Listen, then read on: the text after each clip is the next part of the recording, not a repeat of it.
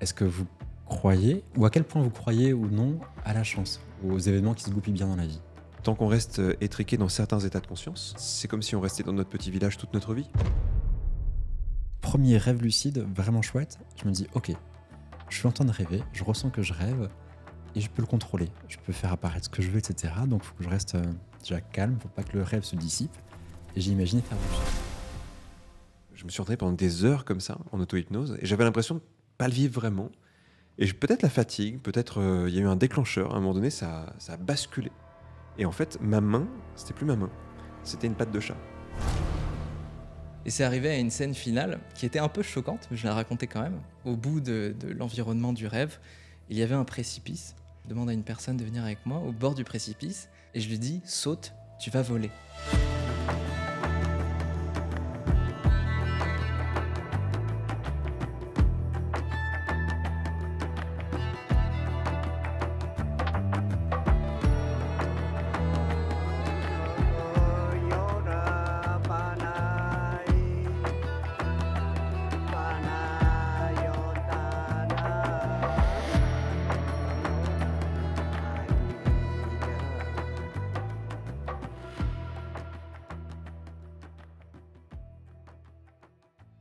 Bienvenue au coin du feu. Le feu? Quel feu? Celui qui est juste là. Bienvenue les amis. C'est un premier épisode, du coup, qu'on partage ensemble. Ouais, je suis super heureux. Ça me fait vraiment plaisir d'être là pour une grande première. On l'attendait et on y est. Est-ce qu'on explique le concept ou est-ce qu'on se lance directement? Je pense qu'on peut expliquer rapidement l'intention. On a peut-être une manière différente de le raconter. En plus, Pour le coup, l'idée c'était de pouvoir parler un peu d'état modifié de conscience, de comment on peut explorer les confins de l'esprit, comment est-ce qu'on peut tirer des leçons de ces différentes explorations, et est-ce qu'on peut mettre des mots sur ce qui est parfois un peu difficile à expliquer quand on le vit comme ça spontanément dans son quotidien, que ce soit à travers un événement imprévu, quelque chose de plus recherché, ou simplement un moment de divagation du quotidien. du coup, on va sans doute parler de toutes les expériences un peu étranges, on pourrait dire ça, qu'un être humain peut vivre avec son esprit. Toutes les expériences inhabituelles, quand on parle d'état de conscience non ordinaire. Et comme tu disais, il y a des expériences voulues, il y en a qu'on subit, il y a des thèmes dont on a du mal à parler dans notre société. Et nous, c'est un truc qui nous passionne. L'étrange nous passionne, peut-être qu'on pourrait le dire comme ça. Je crois que c'est ça. C'est l'idée qui est intéressante là-dedans aussi et qui fait un peu écho au coin du feu, on en discutait un petit peu avant, c'est certainement aussi l'idée de la confidence. Parfois, c'est pas facile d'aborder ces questions-là, de se dire qu'est-ce qu'on croit vraiment être le fin fond de ses propres pensées, de ses propres fonctionnements. Et ça demande un peu de confidence, un endroit un peu intime et une parole un peu libérée. Et c'est certainement ce qu'on a voulu un peu recréer par ici. L'idée du coin du feu, c'est un moment, je pense, amical, un peu fin de soirée, où peut-être de manière presque ancestrale, les gens se réunissaient toujours autour d'un feu pour pouvoir discuter des échanges les plus passionnants, les plus profonds, et pouvoir se livrer un peu plus sur le fond de leurs pensées. Il faut que les gens aient un feu chez eux pour nous écouter. Ouais, je pense que ça pourrait être bien. Une Ouais. petite bougie, ça peut suffire. Un briquet, une bougie. Ou une cheminée, c'est l'idéal. Ça pourrait même être un petit rituel de se dire ça fait le 50e épisode que j'écoute, et à chaque fois je mets ma petite bougie qui Ouais, s'est déjà c'est bien vrai. consumée, tu sais. Ouais, ça peut être un petit rituel, allumer de l'encens, ça peut suffire. Le contact avec l'élément feu. Déjà, oui. Ouais. Mais c'est vrai ce que tu dis sur le fait que c'est souvent au coin du feu qu'on se raconte des histoires. Il y a le côté éveillé, comme ça, où on a envie de raconter des choses qui nous touchent. Et j'ai l'impression que dès que la nuit tombe, parce que souvent on allume un feu plutôt quand il fait sombre ou quand il fait froid, quand les gens se réunissent, il y a un moment où ils arrêtent de parler peut-être des choses très quotidiennes pour parler des choses qui sont plus extra-quotidiennes. Des rêves, des envies, des idées, puis de ce qui nous touche aussi peut-être plus profondément. Et je ne sais pas comment on pourrait le définir chacun peut-être un peu différemment, mais je pense qu'une des envies qui peut m'animer en tout cas, c'est que même si la discussion elle est entre nous, que pour toutes les personnes qui ont traversé parfois des expériences questionnantes ou un peu étranges, ça puisse être un terrain d'exploration, d'imagination, de questionnement. Peut-être même que ça créera plein d'interactions avec les gens qui vont nous écouter. Ouais. Exactement. Et ce qui pourrait même être incroyable, ce serait d'inviter peut-être des gens qui regardent le podcast et qui ont vécu quelque chose d'extraordinaire, qui n'ont peut-être pas su l'expliquer ou qui aimeraient pouvoir mieux le comprendre, le décrypter. Ou alors des gens qui sont déjà avancés dans des pratiques et qui ont l'habitude de voyager à travers tout ça. C'est une excellente idée, ouais. Ça me parle beaucoup. Est-ce Il qu'on y a- tente de se présenter? Ouais, on peut On commencer avait par là. évoqué une idée, c'était que tu me présentais, je te présentais. Chacun On se présente lance un quelqu'un petit d'autre. challenge. Mais je pense que c'est pas mal parce que je nous connais un petit peu et je me dis l'humilité qu'on peut avoir. Je pense qu'on c'est bien que de ne pas se présenter, de présenter les autres, ça me paraît être une excellente initiative. Du coup, il faut Par qu'on contre, je les sais pas dans quel ordre on le présente. fait. Tu as l'air bien Brice chaud. Batung, spécialiste de la Dream Machine, inventeur à succès, hypnothérapeute, formateur en hypnose et maintenant intervenant sur le podcast Au coin du feu. Je peux ajouter Merci. un truc ou deux? Ouais, bien sûr, bah, tu le connais mieux que moi. Écoute, je ne sais pas, mais au-delà de tout ce que tu as fait, je trouve qu'il y a un truc qui te caractérise, c'est la passion et la curiosité. Et je pense que tu es une des personnes les plus... tu as une folie curieuse, je trouve. Alors, il se trouve qu'on partage certaines aventures, donc je sais que tu as ce côté aventurier aussi dans ta curiosité. Mais ouais, en tout cas, j'ai l'impression qu'aussi c'est ce qui nous réunit, c'est tout ce questionnement sur ce qui nous échappe, et surtout quels sont les moyens d'explorer ce qui nous échappe. Et il se trouve que, bah oui, inventeur, parce que tu as mis au point dans le garage, un peu à l'ancienne, un peu à la version, un appareil qui permet de voyager dans l'esprit, qui est quand même assez extraordinaire. Un vaisseau pour l'esprit. Un vaisseau. Merci les amis, ça me va droit au cœur et vous me connaissez bien, donc je ne serai pas jusqu'à là, mais vraiment ça me touche. Trop bien comme intro, ça me va bien, rien à rajouter. Damien, je commencerai par explorateur, c'est la première chose qui me vient. Et explorateur avec une très jolie chaîne YouTube qui s'intéresse à différents sujets, qui touchent à la conscience, à ce qui fait que chaque personne, par différents moyens, je pense que tu explores différentes voies pour toucher au soi, avec de la méditation, avec l'hypnose et différents courants de pensée. Donc, curieux, passionné, youtubeur et aujourd'hui investi dans une nouvelle mission pour le podcast. Passionné par la lumière aussi. Oui, c'est vrai que j'ai un passif avec la lumière. Grand rechercheur des différents moyens, en tout cas, d'explorer sa conscience. Comme le feu, par exemple. Comme le feu, d'une certaine manière, pourquoi pas. Qu'est-ce que je dirais surtout en plus, parce que tu as déjà dit beaucoup de choses, il y a la fibre artistique qui est chez toi, me semble très présente. J'ai l'impression que souvent les gens qui vont rechercher des états de conscience non ordinaires le font par goût parfois des choses très fortes ou par grande curiosité, mais j'ai l'impression que toi tu y mets aussi un regard qui est beau en fait. Il y a une beauté. Alors, on le voit sur tes vidéos qui sont hyper léchées. Juste avant qu'on commence à enregistrer, tu étais en train de refaire le décor. C'est vrai, j'ai fait un peu mon directeur artistique. Mais il y a ce côté où on sent que chaque détail compte. Et je trouve que c'est un des trucs qui ressort Ouais. beaucoup de tout ce que j'ai vu de toi, en tout cas. Et praticien de plein de choses. Je ne sais même pas si je pourrais citer, parce que tu m'as parlé de plusieurs choses que tu avais pu apprendre. Bon, je sais que pour l'hypnose. Mais Ouais, ça rejoint le mot explorateur, je pense, me convient bien. Et je veux bien rajouter quelque chose. J'ai une impression forte que pour toi, il y a une sorte un art de vivre qui a l'air d'être important. Enfin, je ne sais pas si c'est une projection ou non, parce que comme on se contacte régulièrement, quand on s'appelle, je sais qu'il y a des moments qui sont sacrés pour toi dans le quotidien, qui partagent. Et je sais que tu as des moments qui sont précieux, où tu te retrouves, j'ai l'impression, avec des temps pour toi. Et je trouve ça vraiment chouette de pouvoir se sentir bien dans son quotidien, de bien le vivre. Et tu me sembles en tout cas bien maîtriser ce quotidien et ton moment présent. Ça dépend des moments, comme tout le monde, je pense. Il y a des allers-retours, mais ouais, j'aime bien avoir des rendez-vous avec moi-même. Ouais. Les rituels du matin, des choses comme ça. On peut en parler d'ailleurs. Ah oui, on pourrait se faire un partage sur les rituels du matin. Je suis tout à fait d'accord. Je crois que tu as un rituel du thé vers 13h, un truc comme ça, parce que quand on s'appelle par là, Il y en a plusieurs dans la journée, tu me pour être honnête. Tiens, c'est mon moment du thé. On me dit, ok, ça marche. J'aime bien les thés japonais. Ouais. Tu veux commencer ou je commence pour la description de Kevin? Kevin, je dirais que c'est un grand hypnothérapeute. Il ne le sait peut-être pas encore, mais dans les peut-être 100 ans, il y aura quelque chose sur lui, sur son passage ici. Je pense que Kevin, c'est un hypnothérapeute 2.0. Quelqu'un qui a su amener l'hypnose hors des territoires habituels, la présenter sous un angle qui est vraiment nouveau, qui est même divertissant à certains égards, et qui est toujours éducatif. Je te rejoins complètement. Je pense qu'il y a aujourd'hui le visage de l'hypnose, au moins dans la francophonie, je pense qu'il doit passer à un moment ou à un autre par toi, quand on s'y intéresse vraiment. Parce que Kevin dirige l'Arche, donc une très belle et grande école d'hypnose en France, renommée, avec une fantastique équipe que tu diriges. Tu es auteur, tu as écrit plusieurs livres de mémoire, je compte 7. 6, bientôt 7 si j'arrive à trouver des moments pour écrire. Ça marche, c'est important. Il faut savoir que les journées de Kevin, elles sont assez denses. On communique souvent et je sais que tu as tu as des journées qui sont assez pleines avec beaucoup de rendez-vous.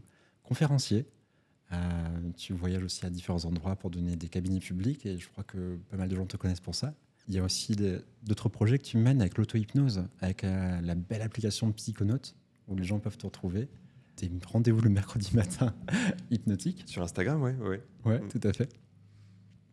Mais j'ai toujours la sensation que tu es un grand passionné et que tu as un dévouement profond passionné pour l'hypnose, mais aussi pour aider les autres d'une certaine manière.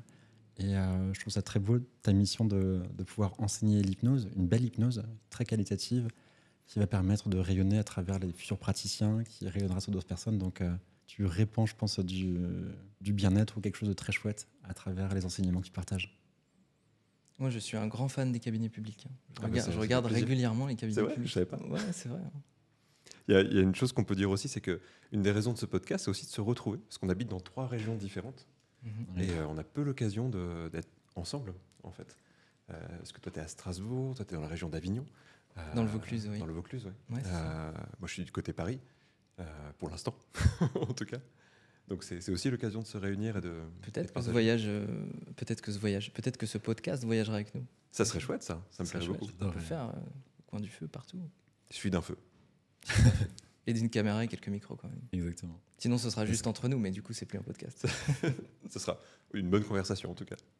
Pour continuer un peu la description ou notre introduction, est-ce que ça vous semble intéressant de vous dire comment est-ce qu'on s'est connus ou comment est-ce que les énergies sont croisées à un moment donné pour qu'on se retrouve là, ici, ensemble? Comme Bien tu l'as sûr. dit, on vit dans des endroits séparés et puis en même temps, je me sens très proche, malgré la distance, avec des envies communes, des projets communs qu'on monte.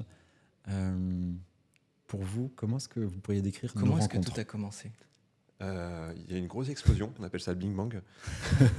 Et bon, après, ça a été quand même pas mal d'années.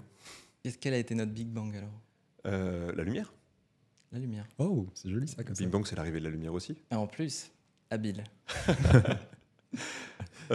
Par où commencer En fait, on se connaissait sans se connaître. Oui.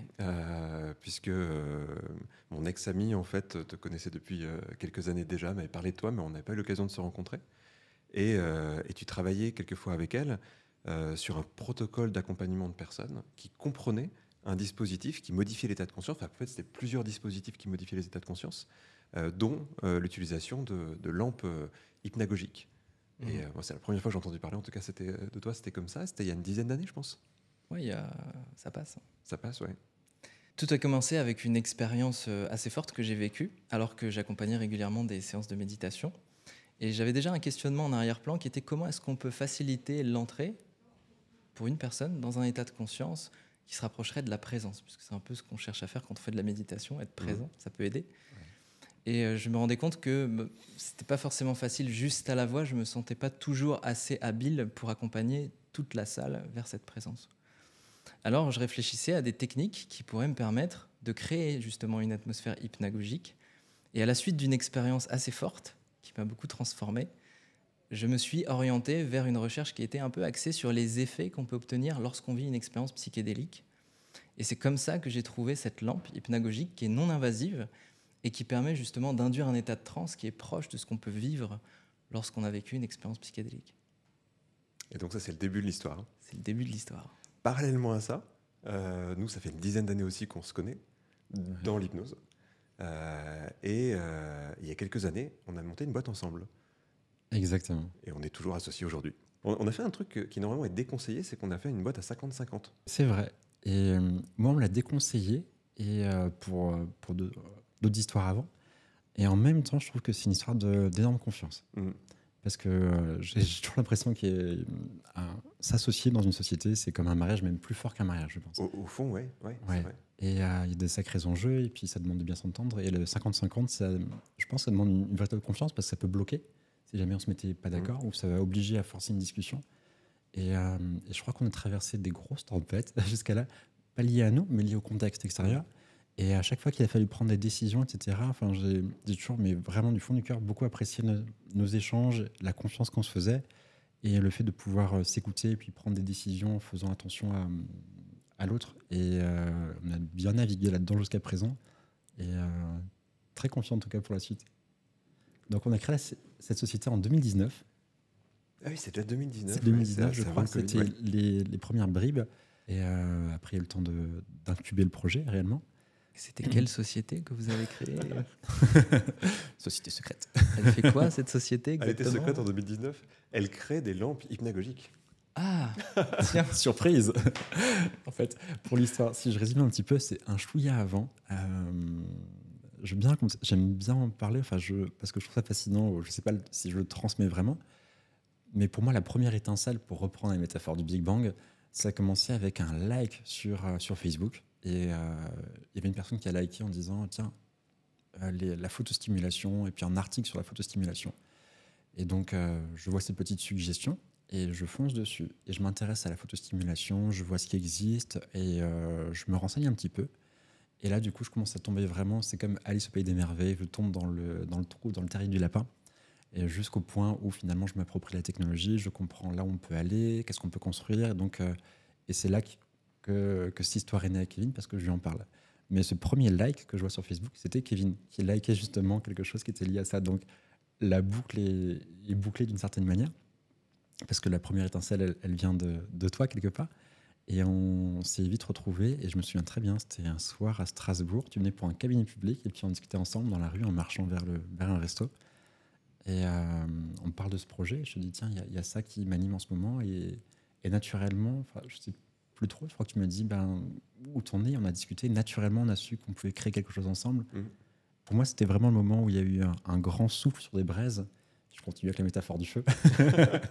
Et vraiment, il y a eu les premières belles flammes qui étaient là, et cette synergie qui s'est créée, donc, puis la société, et toute la suite. C'est vrai que pour faire le lien avec le thème du podcast, la photostimulation, c'est un des moyens de modifier l'état de conscience. Il y en a plein, puis j'imagine qu'on va parler de beaucoup de moyens de modifier l'état de conscience. Il se trouve que c'est celui qui nous a réunis. Et sa spécificité, tu disais que c'était non invasif, c'est que la plupart du temps, pour modifier l'état de conscience, on fait appel à plein de leviers potentiels.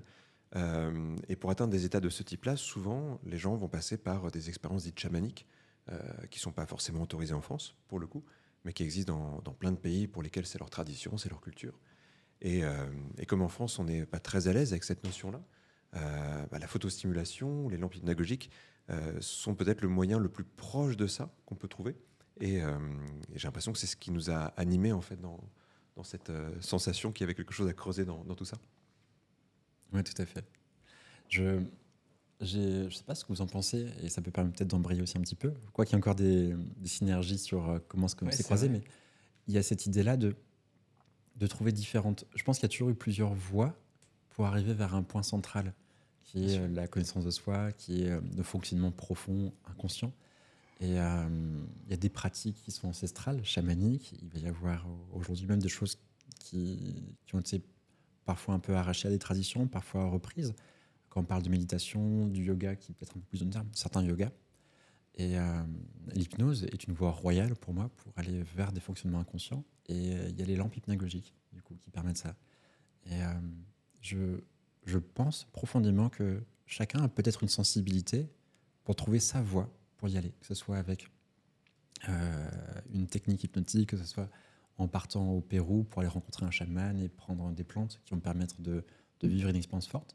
Mais chacun, à un moment donné, trouvera peut-être sa voie ou son moyen qui va lui permettre de se rencontrer, de répondre à des questions, ou justement, parfois j'ai l'impression qu'on vient avec des questions, mais qu'on repart sans ces questions, comme si elles s'étaient diluées comme un glaçon dans l'océan, quelque part, en se disant tiens, je viens avec plein de questions, et puis finalement, l'expérience introspective, elle a permis de dissoudre quelque chose, mais d'être bien avec ce que je retrouve au fond de moi. Petite digression pour aller un peu plus loin, mais on en était peut-être au moment où on s'est rencontrés, parce qu'il y a l'idée de la création de la Dream Machine qui a commencé, et très vite, du coup, les wagons sont accrochés avec Damien. Et ça s'est passé à Avignon. Vous vous êtes rencontrés, donc on a contacté Damien. J'avais un des premiers prototypes de la Dream Machine sur moi. Et en effet, on s'est rencontrés dans un hôtel à Avignon, où tu es venu tester. Ouais. J'étais très agréablement surpris, parce que je connaissais bien les différents types de lumière à l'époque. Et tu m'as fait tester donc, une expérience qui a duré une dizaine de minutes, je crois, quelque chose comme ça. Et je ne m'attendais pas à ce rendu. Je pensais que vous aviez certainement réussi à faire quelque chose de chouette. Mais là, j'ai été surpris de la qualité des visuels dont j'ai été le témoin. tout de suite, je me suis senti assez emballé par le projet. Alors, je posais la question à Kevin, mais du coup, vous voulez en sortir combien? Il me dit, oh, bon, on aimerait bien en vendre au moins 1000. À l'époque, j'avais trouvé ça complètement fou, parce que c'est vrai que c'était des lampes qui étaient rares. Ouais. Il y en avait quoi? Peut-être une cinquantaine en France, une centaine, tout plus. Et c'est vrai qu'inonder comme ça le paysage français avec la lumière, ça me semblait très ambitieux. Et finalement, c'était plutôt une belle initiative. Ouais, ouais. L'objectif a été dépassé depuis. Ouais, grandement. Mais ça semblait énorme à l'époque, en tout cas. Ça, Je me souviens qu'au début du projet, avec ma femme, je lui disais un peu pour rire, mais c'était presque sérieux parce qu'il y avait ce grand doute sur est-ce que ça va fonctionner, est-ce qu'on va savoir en tout cas transmettre notre passion et l'engouement aux gens. Et je disais à ma femme, au pire, si ça marche pas, on aura plein de lampes à la maison pendant quelques années. Et puis du coup, on fera une petite place dans notre appart. Oui, c'est vrai, on a eu ces discussions aussi. Aujourd'hui, il y a un entrepôt qui est rempli, donc ça va. Donc on a su traverser ça en tout cas.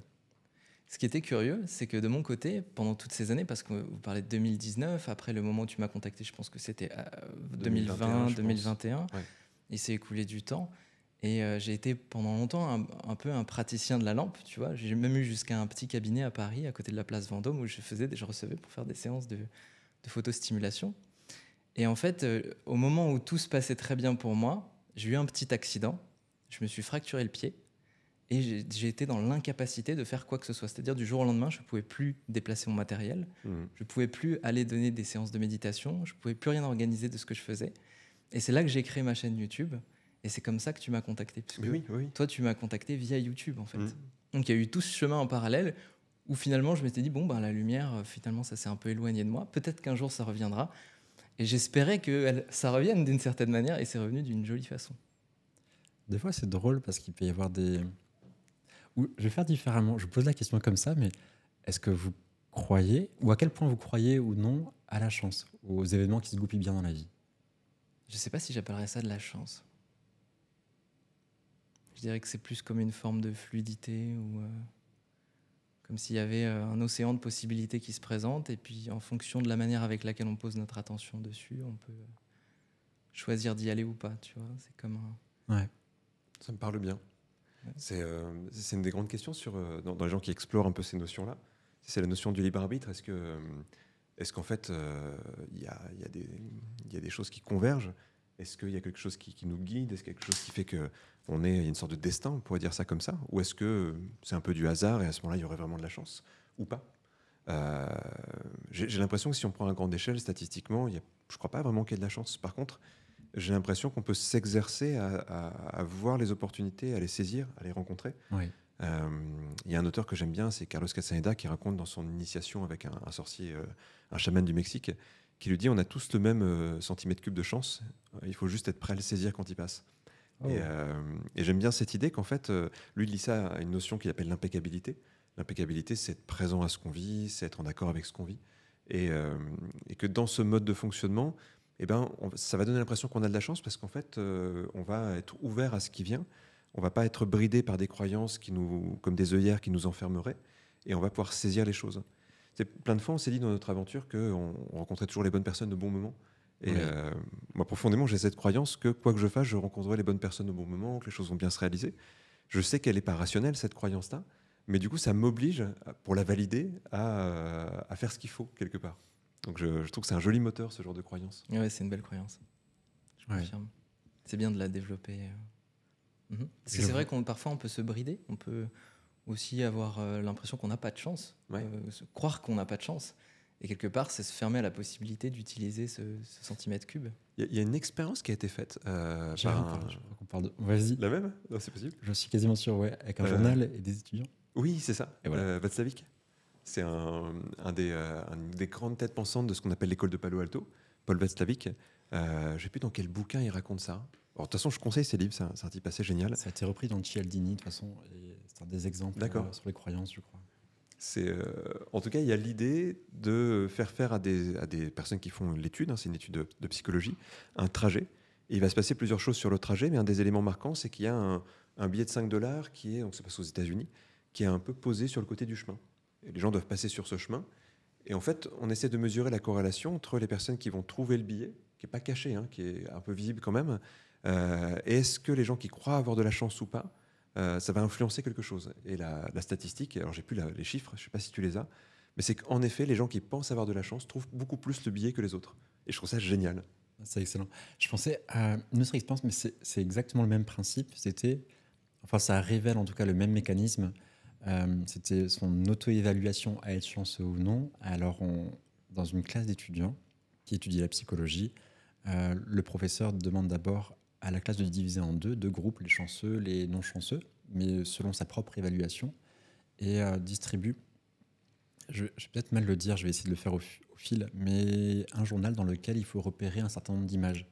Et donc, on demande de compter le nombre d'images et puis de le réaliser dans un temps le plus rapide possible. Et les chanceux y arrivent extrêmement bien et ils retrouvent tout ça en quelques secondes. Ils ont exactement le nombre d'images qu'on peut voir dans le journal. Les malchanceux prennent beaucoup plus de temps. Et en fait, parce que je crois qu'au tout début du journal, il était noté sur un gros titre, il y a 19 images dans tout le journal. Et donc, les chanceux prennent le temps, saisissent peut-être les opportunités un peu différemment, et donc arriver à réaliser ça parce qu'il y a peut-être le regard un peu différent sur les événements autour de soi. Mais c'était le même journal pour tout le monde. Donc, est-ce qu'on peut résumer ça à la croyance en le fait qu'on a de la chance ? Ouais, je ne sais pas comment vous définissez une croyance. Pour moi, c'est pas juste un truc qu'on se dit. Parce que je crois qu'on peut se dire un truc sans y adhérer vraiment. C'est plus quelque chose qui nous anime comme étant une sorte d'évidence profonde. Je pense que c'est important de le préciser parce que souvent les gens se disent pour croire quelque chose, il faut que je me le répète. Et en fait, une croyance, c'est pas intellectuel. C'est, par exemple, je peux prendre un placebo, avoir la croyance que ça n'a pas marché, mais que ça marche quand même, en fait. Parce que j'ai la croyance intellectuelle que ça ne marche pas, mais j'ai la sensation qu'il va quand même se passer quelque chose. Je trouve ça intéressant de différencier les deux. Et un truc sur lequel on peut travailler, on peut agir comme un levier, c'est faire en sorte de s'approprier, presque d'incarner une croyance. Et je crois que la conviction que ça crée, la sensation que ça crée, ça manipule notre façon de fonctionner. C'est comme une automanipulation quelque part. Donc, c'est pas juste croire que j'ai de la chance, c'est sentir au plus profond de moi que ça ne peut se passer que comme ça. Comme c'est plusieurs niveaux ça dans ma croyance, du coup. Comment ? Je le ressens très comme ça. Ouais. Une espèce de conviction, comme quelque chose qui t'habite. Et c'est pas simplement une croyance, tu le ressens, tu le confirmes. Tu vois, petite anecdote, un truc un peu bête, mais j'ai la croyance que les chiffres 1, 2, 3 sont régulièrement présents dans ma vie.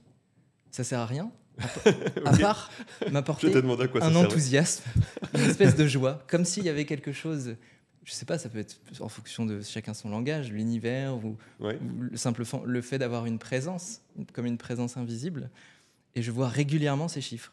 Alors je me suis renseigné, intellectuellement je sais qu'il peut y avoir comme un biais dans mon cerveau qui fait que naturellement quand c'est présent dans mon champ attentionnel, hop, mon regard se focalise dessus. Mais comme ça me produit un état de joie et de satisfaction, j'aime bien cette croyance. C'est chouette de l'avoir choisi avec 1, 2 et 3. Si tu avais choisi avec 752 par exemple, ça aurait été beaucoup plus compliqué. Tu ne le sais pas encore, mais dans quelques années, tu vas te retrouver dans un endroit, tu auras un choix à faire et tu verras 1, 2 et 3 sur l'un des choix. Et il sera 11h23. Là, vous êtes en train de faire une inception. Normalement, l'hypnose est interdite dans le podcast. On n'a pas le droit d'hypnotiser un membre. Mais en même temps, tu vois, sur cette idée de choix, je me le disais en même temps. Sur l'idée de chance, malchance, ça, j'en suis persuadé, pareil, à un niveau bien intégré. Ce sera un vrai sujet d'ailleurs de parler un peu par exemple, des choses un peu faciles. Quelqu'un disait un jour le fast-food spirituel avec comme la pensée positive, mais à un niveau très très léger, juste, j'essaie de m'auto-convaincre, mais il y a un truc qui est très dissonant au fond. Bref, ça donne une idée des livres. Il faut écrire un livre qui s'appelle Le fast-food spirituel. C'est un très bon titre. Ouais, ça pourrait. Ouais. Ça marque, c'est pas mal du tout. C'est très d'actualité. 8e livre, c'est ça ? Je sais pas si c'est à moi de l'écrire, celui-là. On l'écrit à 6 mains. Et c'est l'idée du choix. Ça, c'était une grande question pour moi que je me suis souvent posée. Et par exemple, il y a longtemps, en fait, je m'étais dit, tiens, avoir un enfant, par exemple, pour moi, c'était un choix. Mais il fallait que ça soit le bon moment. Il devait y avoir quelque chose de juste qui résonne contre quelque chose qui n'était pas juste à un moment donné. Donc c'est comme s'il y avait un bon moment, un mauvais moment.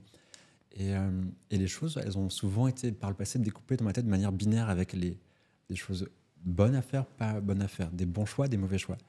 Et une fois qu'on en vient à accepter un peu différemment les choses, comme l'idée de tout ce qui se passe, on peut être une occasion, une opportunité, il peut y avoir de la chance partout si on sait la saisir. Et cette idée de bon choix, mauvais choix, elle a bien disparu. Et souvent, c'est assez intéressant d'accepter vraiment les choses, de dire donc peu importe quel chemin je choisis, je saurai exactement que je suis au bon endroit, au bon moment. Et ce que je pourrais en faire, ça dépend juste de ma capacité au moment présent de pouvoir me servir de mes compétences, de mes capacités, d'avoir le bon regard. Et c'est vraiment plus facile de pouvoir se dire, de ne pas s'auto-flageller en disant « Ah, j'ai fait les mauvais choix », Bien sûr. mais de pouvoir juste être tranquille avec chaque choix qui est fait à un moment donné.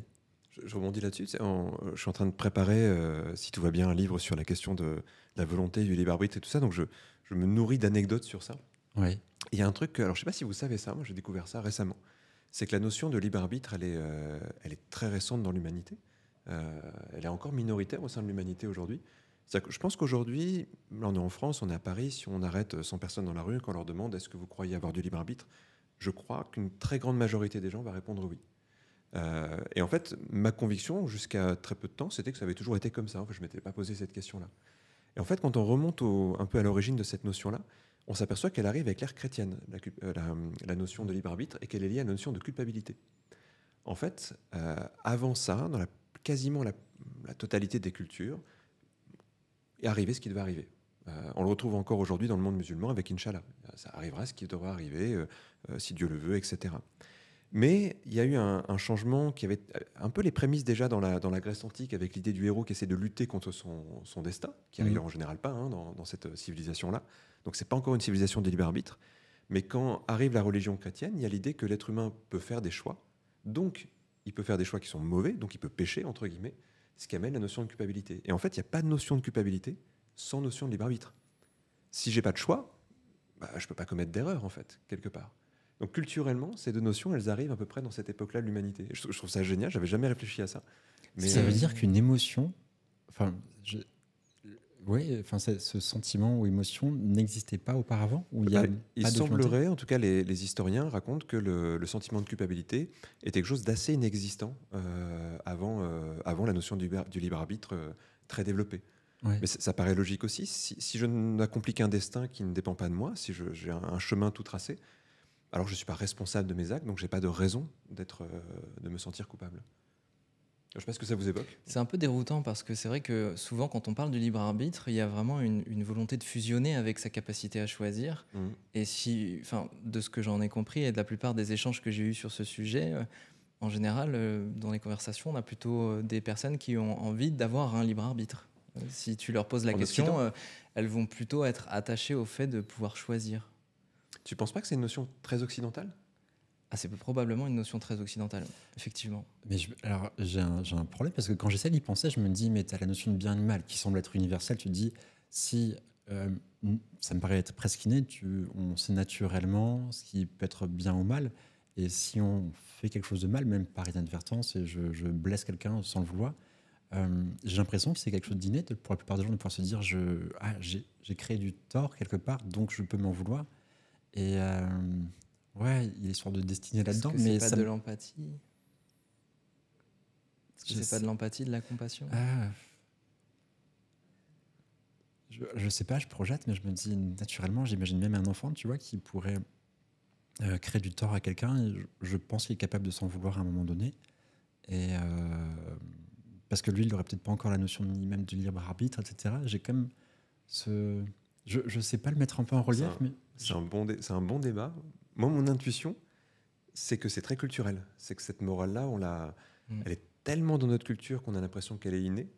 Mais je crois vraiment que l'humain a réussi un tour de force qui est génial à ce niveau-là. C'est de s'inculquer quelque chose qui lui permet de se mettre des limites. Parce que dans le règne animal, en fait, il n'y a pas de bien ou de mal. Le guépard qui mange la gazelle, c'est pas mal, c'est sa survie. C'est son instinct de survie. Il y a quelque chose qui fait que c'est l'ordre des choses. Tu vois, la lutte pour la lumière dans la jungle, qui fait qu'en fait c'est une bataille, une jungle, une bataille au ralenti pour nous, mais c'est une bataille quand même. C'est pas bien ou mal, c'est une lutte pour la survie.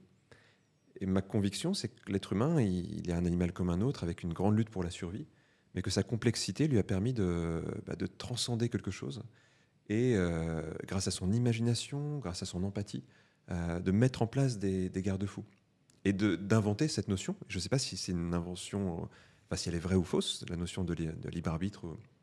C'est impossible de toute façon de savoir, on a une conviction, mais on ne peut pas le mesurer. Mais au minimum, en tout cas, il y a l'invention d'une notion qui vient lui permettre de faire attention à l'autre, par exemple. Ça me fait penser, Quand tu dis ça, j'arrête pas de penser à une idée qu'on m'a transmise un jour et j'apprends. Avez-vous déjà voyagé en Inde? Oui. Ouais.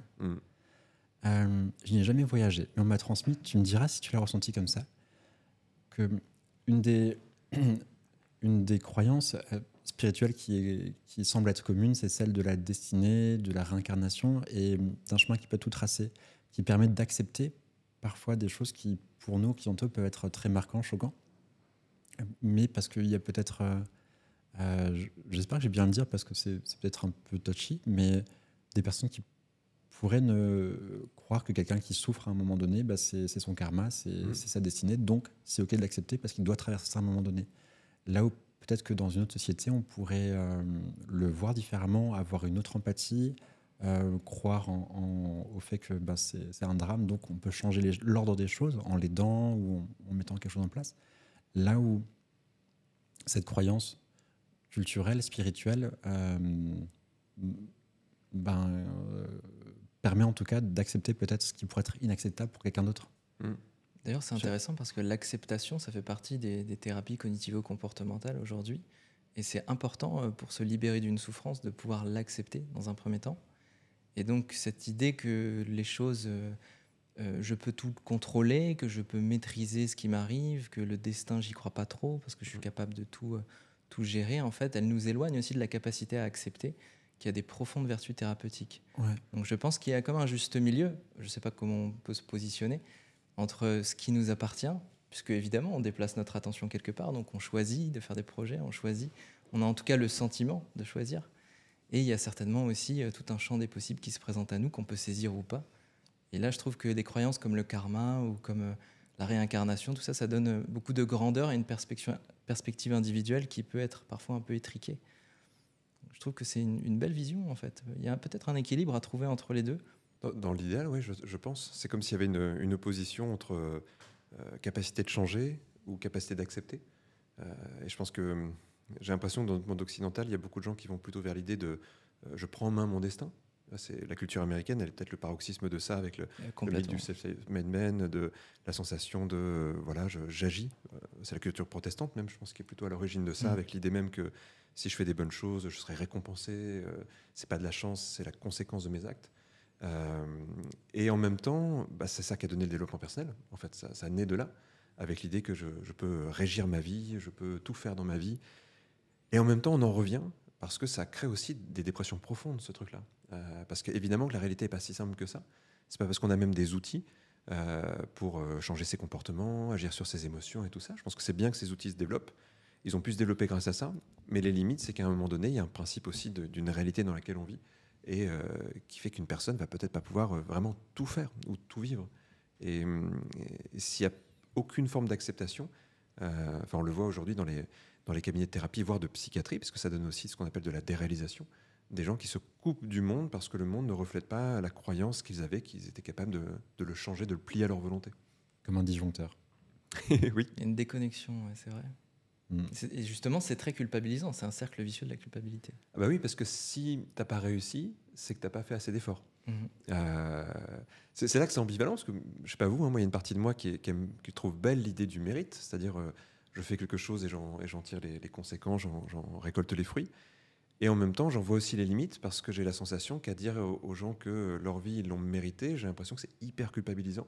Dans certains cas, tu vois, les gens qui ont des diagnostics parfois de maladies graves, qui sont dans ces systèmes-là, par exemple quelqu'un qui a diagnostiqué un cancer et qui se dit qu'est-ce que j'ai fait pour mériter ça, en fait ça ne va pas l'aider beaucoup et je ne pense pas que ce soit la meilleure question à se poser. Non, je confirme. Ça peut être, ça peut faire penser à un autre sujet qui peut être un peu raccord par rapport à ça. Quand on parle de mérite, j'entends aussi des choses qu'on va accomplir, des objectifs qu'on peut se fixer. Et il y a ce qu'on peut appeler des buts motivationnels, ou des choses qui peuvent nous stimuler fortement pour avancer, pour faire des choix, pour accomplir des choses. Je me questionne sur vous, c'est comme ça on continue un petit peu la présentation. Qu'est-ce qui pour vous stimule, vous drive et vous permet de vous dépasser, d'aller loin et peut-être anime aussi vos passions? C'est difficile de répondre à cette question. Ouais, question ouverte. J'ai mis 5 questions là-dedans. Alors... Sinon, on peut... si je devais résumer un truc, histoire de le dire comme ça c'est terminé, je passe pour le cucu du groupe. Je dirais que c'est l'amour. L'amour pour ce qu'on fait, Mm. pour les gens qui nous entourent. C'est toujours à travers cette émotion qu'on exprime les plus jolies choses. Donc, comme ta question était large, je réponds très largement. Et comment tu pourrais le traduire, pour le coup, en termes d'objectifs? Tu te dis, tiens, s'il y a un truc qui est important dans la vie, avec une situation concrète, par exemple, où l'amour se manifeste dans ton quotidien, ça ressemble à quoi? Tu te dis, pour ça, je peux me battre. Et ça, Ouais. c'est la vie que je veux. À travers tous les aspects de ce que je fais aujourd'hui, il y a toujours de l'amour, ne serait-ce que dans une tâche assez triviale de recherche créative. Tu vois, il y a une passion, il y a un entrain, il y a une curiosité saine pour apprendre, pour aller chercher une information, réfléchir à comment est-ce qu'on peut la rendre visuelle, comment est-ce qu'on peut la rendre intelligible, digeste. Et ça, voilà, cette créativité-là, un peu artistique, comme tu disais, qui m'habite, elle est très, très motivée par cet élan émotionnel-là. Je le retrouve dans beaucoup d'aspects, même dans la méditation. Tu vois, tu parlais de rituels tout à l'heure. J'aime bien méditer quotidiennement. Et c'est vrai que dans certains états méditatifs, la notion d'amour, elle devient non pas un concept, mais quelque chose que tu ressens. Et, Tu peux le définir? Comment tu le ressens, toi, quand tu sens que tu connectes à travers le l'amour? souffle, la respiration. Ouais. Tu vois, j'ai un palais mental que j'aime bien, qui est d'imaginer que lorsque je médite, c'est comme si je me retrouvais en haut d'une montagne. Et en face de moi, il y a plein de sommets. Et en haut de chacun de ces sommets, il y a un grand maître ascensionné, une inspiration, qui est déjà dans l'incarnation de la pratique, avec des années et des années d'expérience. Et c'est un peu comme si je me réunissais avec eux pour retrouver cet espace de présence et d'attention, tous ensemble, tu vois. Et là, je retrouve quelque chose qui est proche d'une respiration. Et dans cette respiration, il y a une dimension émotionnelle que je pourrais appeler l'amour à un certain moment. Tu saurais expliquer en quelques mots ce que c'est un palais mental pour peut-être des gens qui nous regardent? Oui, alors ce qu'on appelle un palais mental, c'est en fait un espace imaginaire, comme un palais, dans lequel tu te retrouves à travers une pratique. Donc on parlait d'état modifié de conscience, ça peut être un lieu imaginaire qui te permet, un peu comme un sas, de faire une petite séparation entre la réalité quotidienne et ce que tu vas vivre de l'autre côté. Il y a un exemple peut-être que les gens connaissent, c'est Alice au Pays des Merveilles avec le passage de l'autre côté du miroir. Exactement. Ou dans le Terrier du Lapin. Bien sûr. Et on arrive dans un univers imaginaire, Mhm. mais stable en général, c'est ça qui le distingue. C'est que si on y retourne quelques jours après, c'est toujours à peu près le même normalement. Et cette stabilité imaginaire, elle est une sorte de sas entre conscient et inconscient, on pourrait dire. C'est une stratégie que je trouve redoutable et efficace, le palais mental, de pouvoir s'approprier un espace mental imaginaire et de pouvoir le façonner, le laisser en stand-by, d'y retourner quand on a besoin Bien pour sûr. mobiliser des ressources. Donc, c'est un super outil pour les personnes qui souhaitent creuser. Ouais, toutes les personnes qui font de la méditation, c'est génial d'avoir un palais mental. Ouais, complètement. Ça permet de... Souvent, il y a une recherche d'accepter le moment présent. Donc, on ne va pas forcément chercher à fuir dans un palais mental quand on médite. Ça peut être bien aussi de se retrouver juste là, même s'il y a du bruit, des inconforts, et d'être présent à l'inconfort pour apprendre à l'accepter aussi. Mais à d'autres moments, si on a envie de vivre quelque chose de différent, c'est utile. Moi, j'ai l'amphi de la fac dans laquelle j'étais quand j'avais 18-19 ans. L'amphi de la fac. Ouais. Et je me suis... En quoi c'est sécurisant, l'amphi de la fac? Mais parce que c'est un endroit que j'ai beaucoup connu. C'est vrai que c'est pas super sécurisant. La cave de... C'est le gouffre. Non, c'est un endroit que je connais bien. Et du coup, je cherche un endroit un peu familier en me disant, tiens, c'est un truc que je peux facilement, c'est parce que c'est assez neutre finalement, me représenter, et dans lequel je peux entreposer pas mal d'objets, imaginer des génies, des personnes conseillères. Et dans des moments un peu introspectifs, quand j'ai besoin, je me dis, tiens, je me représente tout en bas, près de la chaire. Et je visualise sur les 2-3 premières rangées quelques personnes qui sont importantes pour moi, que je peux convier ou non, avec lesquelles je peux essayer d'interagir. Et des fois, ça marche plus ou moins bien avec certaines personnes que je peux convier ou non. Et je peux aussi y mettre des objets pour y penser, ou des choses comme ça. Bref, et donc la fac est un endroit parfait, un peu neutre, comme un dojo, salle d'entraînement mental un peu vierge, dans lequel on peut faire venir plein de choses. Et c'est un de mes espaces mentaux que j'aime bien visiter. Donc, et toi, Kevin? Espace mental? Ouais. Écoute, là j'en ai un depuis quelques jours, il est tout nouveau. Je reviens d'Égypte. Et en Égypte, il y a plein de temples qui sont des temples très très anciens. C'est une des premières religions du monde. Et il y a un endroit qui m'a énormément touché émotionnellement. Je ne saurais pas dire pourquoi. C'est un temple qui s'appelle le temple de Karnak, C'est près de la ville de Luxor, plutôt dans le sud de l'Égypte. C'est un des plus grands temples en termes de surface. Il est assez impressionnant, assez immense. Et c'est un endroit où tu te balades. J'ai eu de la chance que quand j'y étais, il n'y a quasiment pas de touristes, donc un peu seul comme ça dans ce grand temple. Indiana Jones. Écoute, tu as un petit frisson comme ça quand les touristes s'en vont. Et il y a un endroit devant une statue où j'ai ressenti un truc très très fort. C'était plein d'émotions qui me traversaient sans que je sache forcément ce que c'est. Et du coup, depuis, à chaque fois que je me mets en auto-hypnose, je me retrouve à cet endroit-là. Donc ambiance un peu désertique, un mur avec des hiéroglyphes devant et une statue. C'est particulier parce que souvent les statues ont été martelées, les visages des statues ont été martelés par les Coptes après quand la religion égyptienne a commencé à décliner. En fait, souvent les Coptes, donc étaient les premiers chrétiens, s'installaient dans ces endroits-là pour créer leur église et ils effaçaient les visages des dieux. Donc les statues, elles sont un peu défigurées et en même temps, ça donne un côté très onirique parce qu'on a l'impression que voilà, c'est un visage qui est difficile à saisir, mais il y a une présence quand même qui s'en dégage et voilà, cet endroit-là est en ce moment mon palais mental. C'est un beau palais mental. Et ce qui est chouette, c'est que tu disais que c'est quelque chose qui est là en ce moment depuis ton voyage. Tu es parti il y a pas longtemps, une dizaine de jours. Et donc, c'est quelque chose qu'on peut renouveler régulièrement, un palais mental. J'ai l'impression qu'il y a des moments de vie où il y a un lieu imaginaire, une image, une ambiance. Moi, je travaille beaucoup avec les sensations, donc je dirais que c'est une sensation qui m'amène là. Mais avant, c'était un endroit qui n'avait absolument rien à voir avec ça, qui était une petite île dans un autre pays. Donc j'ai l'impression que ça change en fonction de nos besoins. C'est peut-être un palais mental, on peut en avoir plusieurs, parce que c'est finalement comme on peut avoir plusieurs pièces chez soi selon ce qu'on a envie de faire. Un palais mental qui nous amène vers la concentration. Une des origines du palais mental, c'est de travailler sur la mémoire. Et on voit ça déjà dans certains traités sur la mémoire en Grèce antique, avec l'idée de se créer une pièce dans laquelle on met des connaissances. Et on peut avoir peut-être un palais mental, peut-être plus lié à l'imagination, un autre qui est plus lié au repos. Et ouais, j'aime bien cette idée d'en avoir plusieurs en fonction des besoins. C'est intéressant parce que c'est un peu comme un pont vers les états de conscience modifiés, puisque là on mobilise l'imagination. Tu parlais de rentrer dans un état d'auto-hypnose. Oui. Donc est-ce que ça veut dire que les états dont on parle peuvent aussi être des choses induites de manière volontaire et qui peuvent avoir un effet sur notre façon de vivre dans le quotidien? Alors ça, j'en suis persuadé. Après, ce que j'aime bien dans le palais mental, c'est pas forcément comme ça que c'est pratiqué, mais en tout cas moi je le pratique comme ça, c'est que je laisse venir de l'involontaire aussi. Il y a un philosophe qui a théorisé ça, qui disait que l'imagination peut être agente, c'est-à-dire que l'imagination, elle peut agir par elle-même. En gros, j'ai l'impression qu'il m'arrive quelque chose sans l'avoir décidé. Ce qui nous arrive dans un rêve, une image se transforme, un personnage arrive.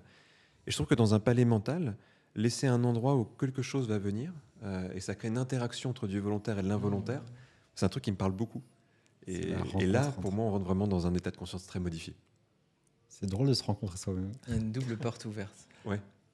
Et je me permets, les amis, pour revenir un tout petit peu en arrière, parce que c'est une très jolie parenthèse sur le palais mental, mais est-ce que tu veux aussi répondre à la question de ce qui te drive, toi, au quotidien? Parce que je renferme les petites poupées russes. J'ai le droit de dire l'amour aussi ou...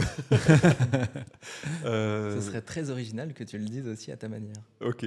Tu vois, moi, ma façon de donner de l'amour, parce qu'il y a ça serait... c'est une mission de vie qui m'anime depuis longtemps, c'est le fait de ramener de la magie dans le monde, de réenchanter le monde. Alors ça demande peut-être quelques explications. C'est pas magie au sens de la prestidigitation, c'est pas magie non plus au sens de pouvoir magique, mais je trouve que notre monde, il s'est très fortement aseptisé. On a enlevé le mystère et la science, elle a aidé à ça, et même si j'ai un côté aussi très scientifique et c'est quelque chose qui me plaît beaucoup, mais je pense qu'on a perdu quelque chose qui était notre capacité à rêver, à ressentir, à imaginer. Notre monde est devenu un peu froid, je trouve. Et mon premier métier, c'était d'être thérapeute, d'être accompagnant pour des personnes qui vivaient des difficultés de vie. Ça l'est encore un peu aujourd'hui, même si j'ai moins de temps de faire ça. Mais pour moi, l'idée dans ce premier métier, c'était de remettre de la magie dans le monde des gens. Quelqu'un qui est désespéré, il arrête d'espérer, il arrête d'imaginer. Quelqu'un qui est en déprime, quelqu'un qui vit une souffrance, qui vit une étape de vie difficile. Souvent, il lui manque cet aspect-là. Et je trouve ça magnifique de ramener cette étincelle en fait, dans le cœur des gens. Bien sûr. Et donc voilà, moi, ce qui m'anime, en tout cas, c'est de ramener un peu de magie dans le monde. C'est beau. Et il y a un truc qui se rajoute depuis quelque temps. Alors je vais le dire avec une tournure un peu métaphorique ou poétique. Donc c'est très métaphorique, mais j'aimerais parvenir à faire rire les anges. Alors je vais essayer d'expliquer un petit peu ça. Je ne crois pas forcément qu'il y ait des anges au sens classique du terme, mais je me dis que s'il y a quelque chose qui est de l'impermanence et qui est au-delà de la condition que nous on a, ce qui existe à cet endroit-là rend le monde très prévisible. En fait, tout est connu et tout est, si on imagine qu'il y a une transcendance en tout cas, et donc tout est prévisible. Et je me dis qu'une des plus belles choses que l'humain peut créer, c'est de l'imprévisibilité. Et le rire, c'est le témoignage de l'imprévisibilité. Et je pense qu'arriver à créer de l'imprévisible dans le prévisible peut être une belle façon de rendre hommage au monde, en fait. Et toi? Et moi, le premier truc, il y a peut-être plusieurs choses. Mais la chose principale, très concrète du quotidien, qui m'anime facilement, c'est le gros déclencheur, c'est ma famille. Je pense à ma femme et ma fille. Cette sensation-là, ma famille de façon plus large, mais ma fille, depuis qu'elle est là, elle va avoir bientôt 4 ans, mais ça peut me faire soulever vraiment des montagnes. Et donc, j'ai l'impression que ça a mis beaucoup, beaucoup de sens dans le quotidien. C'est la raison pour laquelle je peux me lever. Je me couche le soir en pensant à elle. Elle est très présente et ça fait un fil directeur avec une mission sacrée de lui transmettre en tout cas le meilleur. Ou déjà, pour le moment, qu'elle puisse avoir une jolie enfance et puis qu'elle puisse avoir des bonnes bases. Rien n'est parfait, mais ça me semble être parfait dans l'imperfection, en tout cas. Donc, je pense d'abord à ça. Et ensuite, il y a autre chose. Il y a cette idée-là. Peut-être, je vais le séparer en deux choses. La première idée, c'est j'ai l'impression que l'humanité a une grande évolution en permanence et il y a certains acteurs qui arrivent à mettre leur grain de sel pour faire avancer un peu la grande roue de la vie, pas que humaine, mais la vie de manière générale. Et aujourd'hui, il y a pas mal de choses qui font avancer les consciences, qui permettent de gagner dans une sorte de sagesse, qui vont permettre à l'humanité de s'épanouir et de level up, comme dans un jeu vidéo.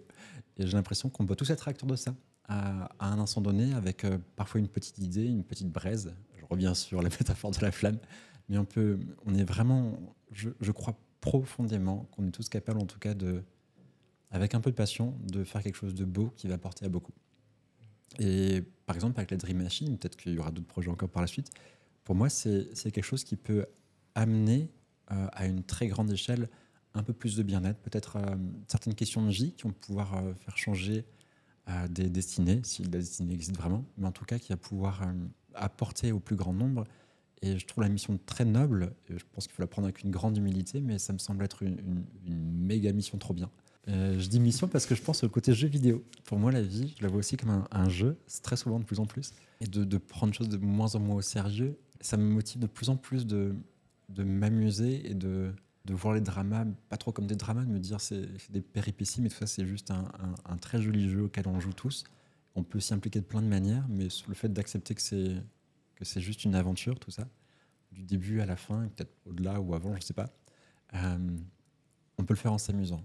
Et même s'il se passe des choses qui peuvent parfois être compliquées, difficiles, même tragiques, il y a peut-être toujours une manière de pouvoir traverser ces éléments-là de la plus belle manière possible, en prenant les choses quand c'est possible avec de la légèreté, une forme d'acceptation, et de danser un peu dans la vie comme ça.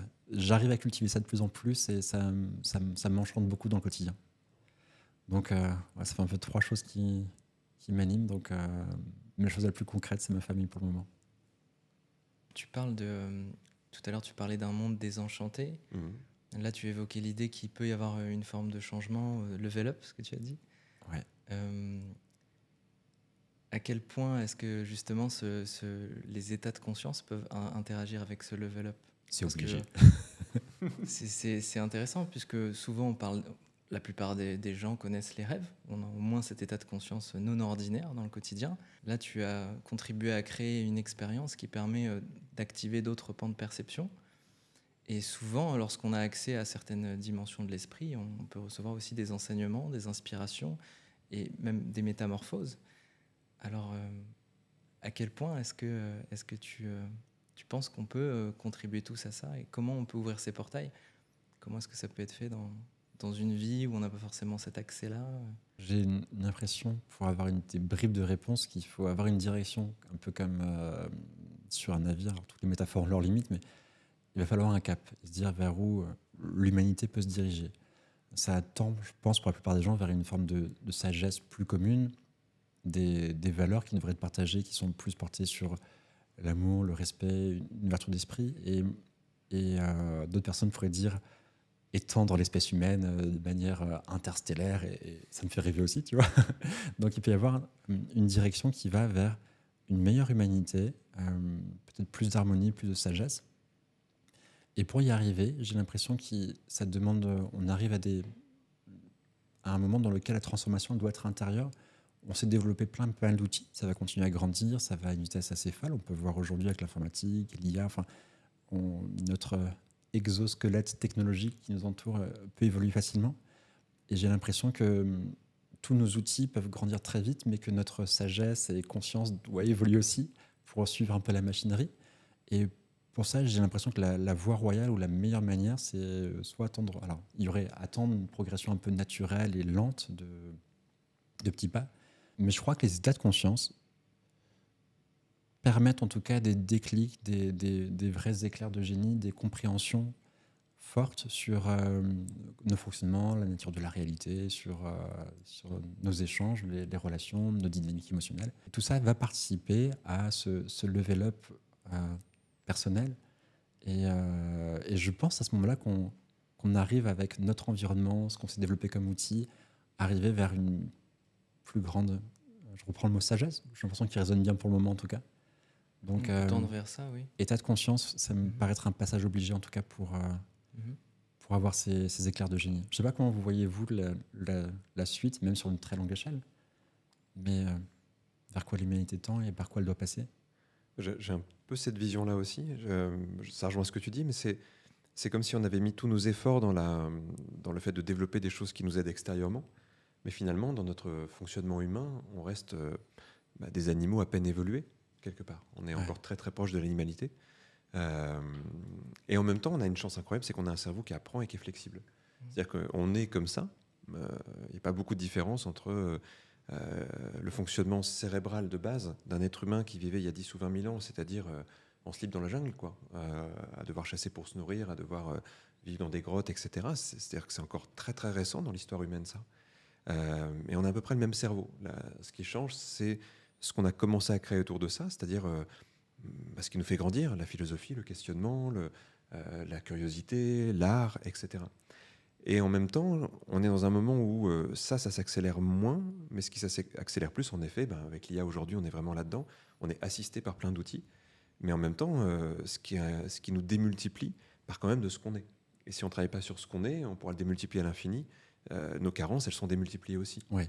Et j'ai l'impression qu'en fait, il faudrait presque avoir quelque chose, non pas qui vient lutter contre la technologie, je pense que ça serait déjà absurde, et je pense que ce serait dommage. L'être humain a un génie technologique, et je pense qu'il est intéressant de le laisser développer, mais il y a besoin d'une contrepartie, qui soit une contrepartie naturelle, humaine, émotionnelle. Et ça, je crois que les états de conscience, c'est la voie royale pour essayer de le développer. En gros, si l'être humain arrive à équilibrer son développement interne et son développement externe, ça peut donner des choses magnifiques. Mais si ça reste aussi déséquilibré que ça l'est aujourd'hui, l'espèce se met en danger assez naturellement. Du coup, tu as dû voir récemment le film Dune.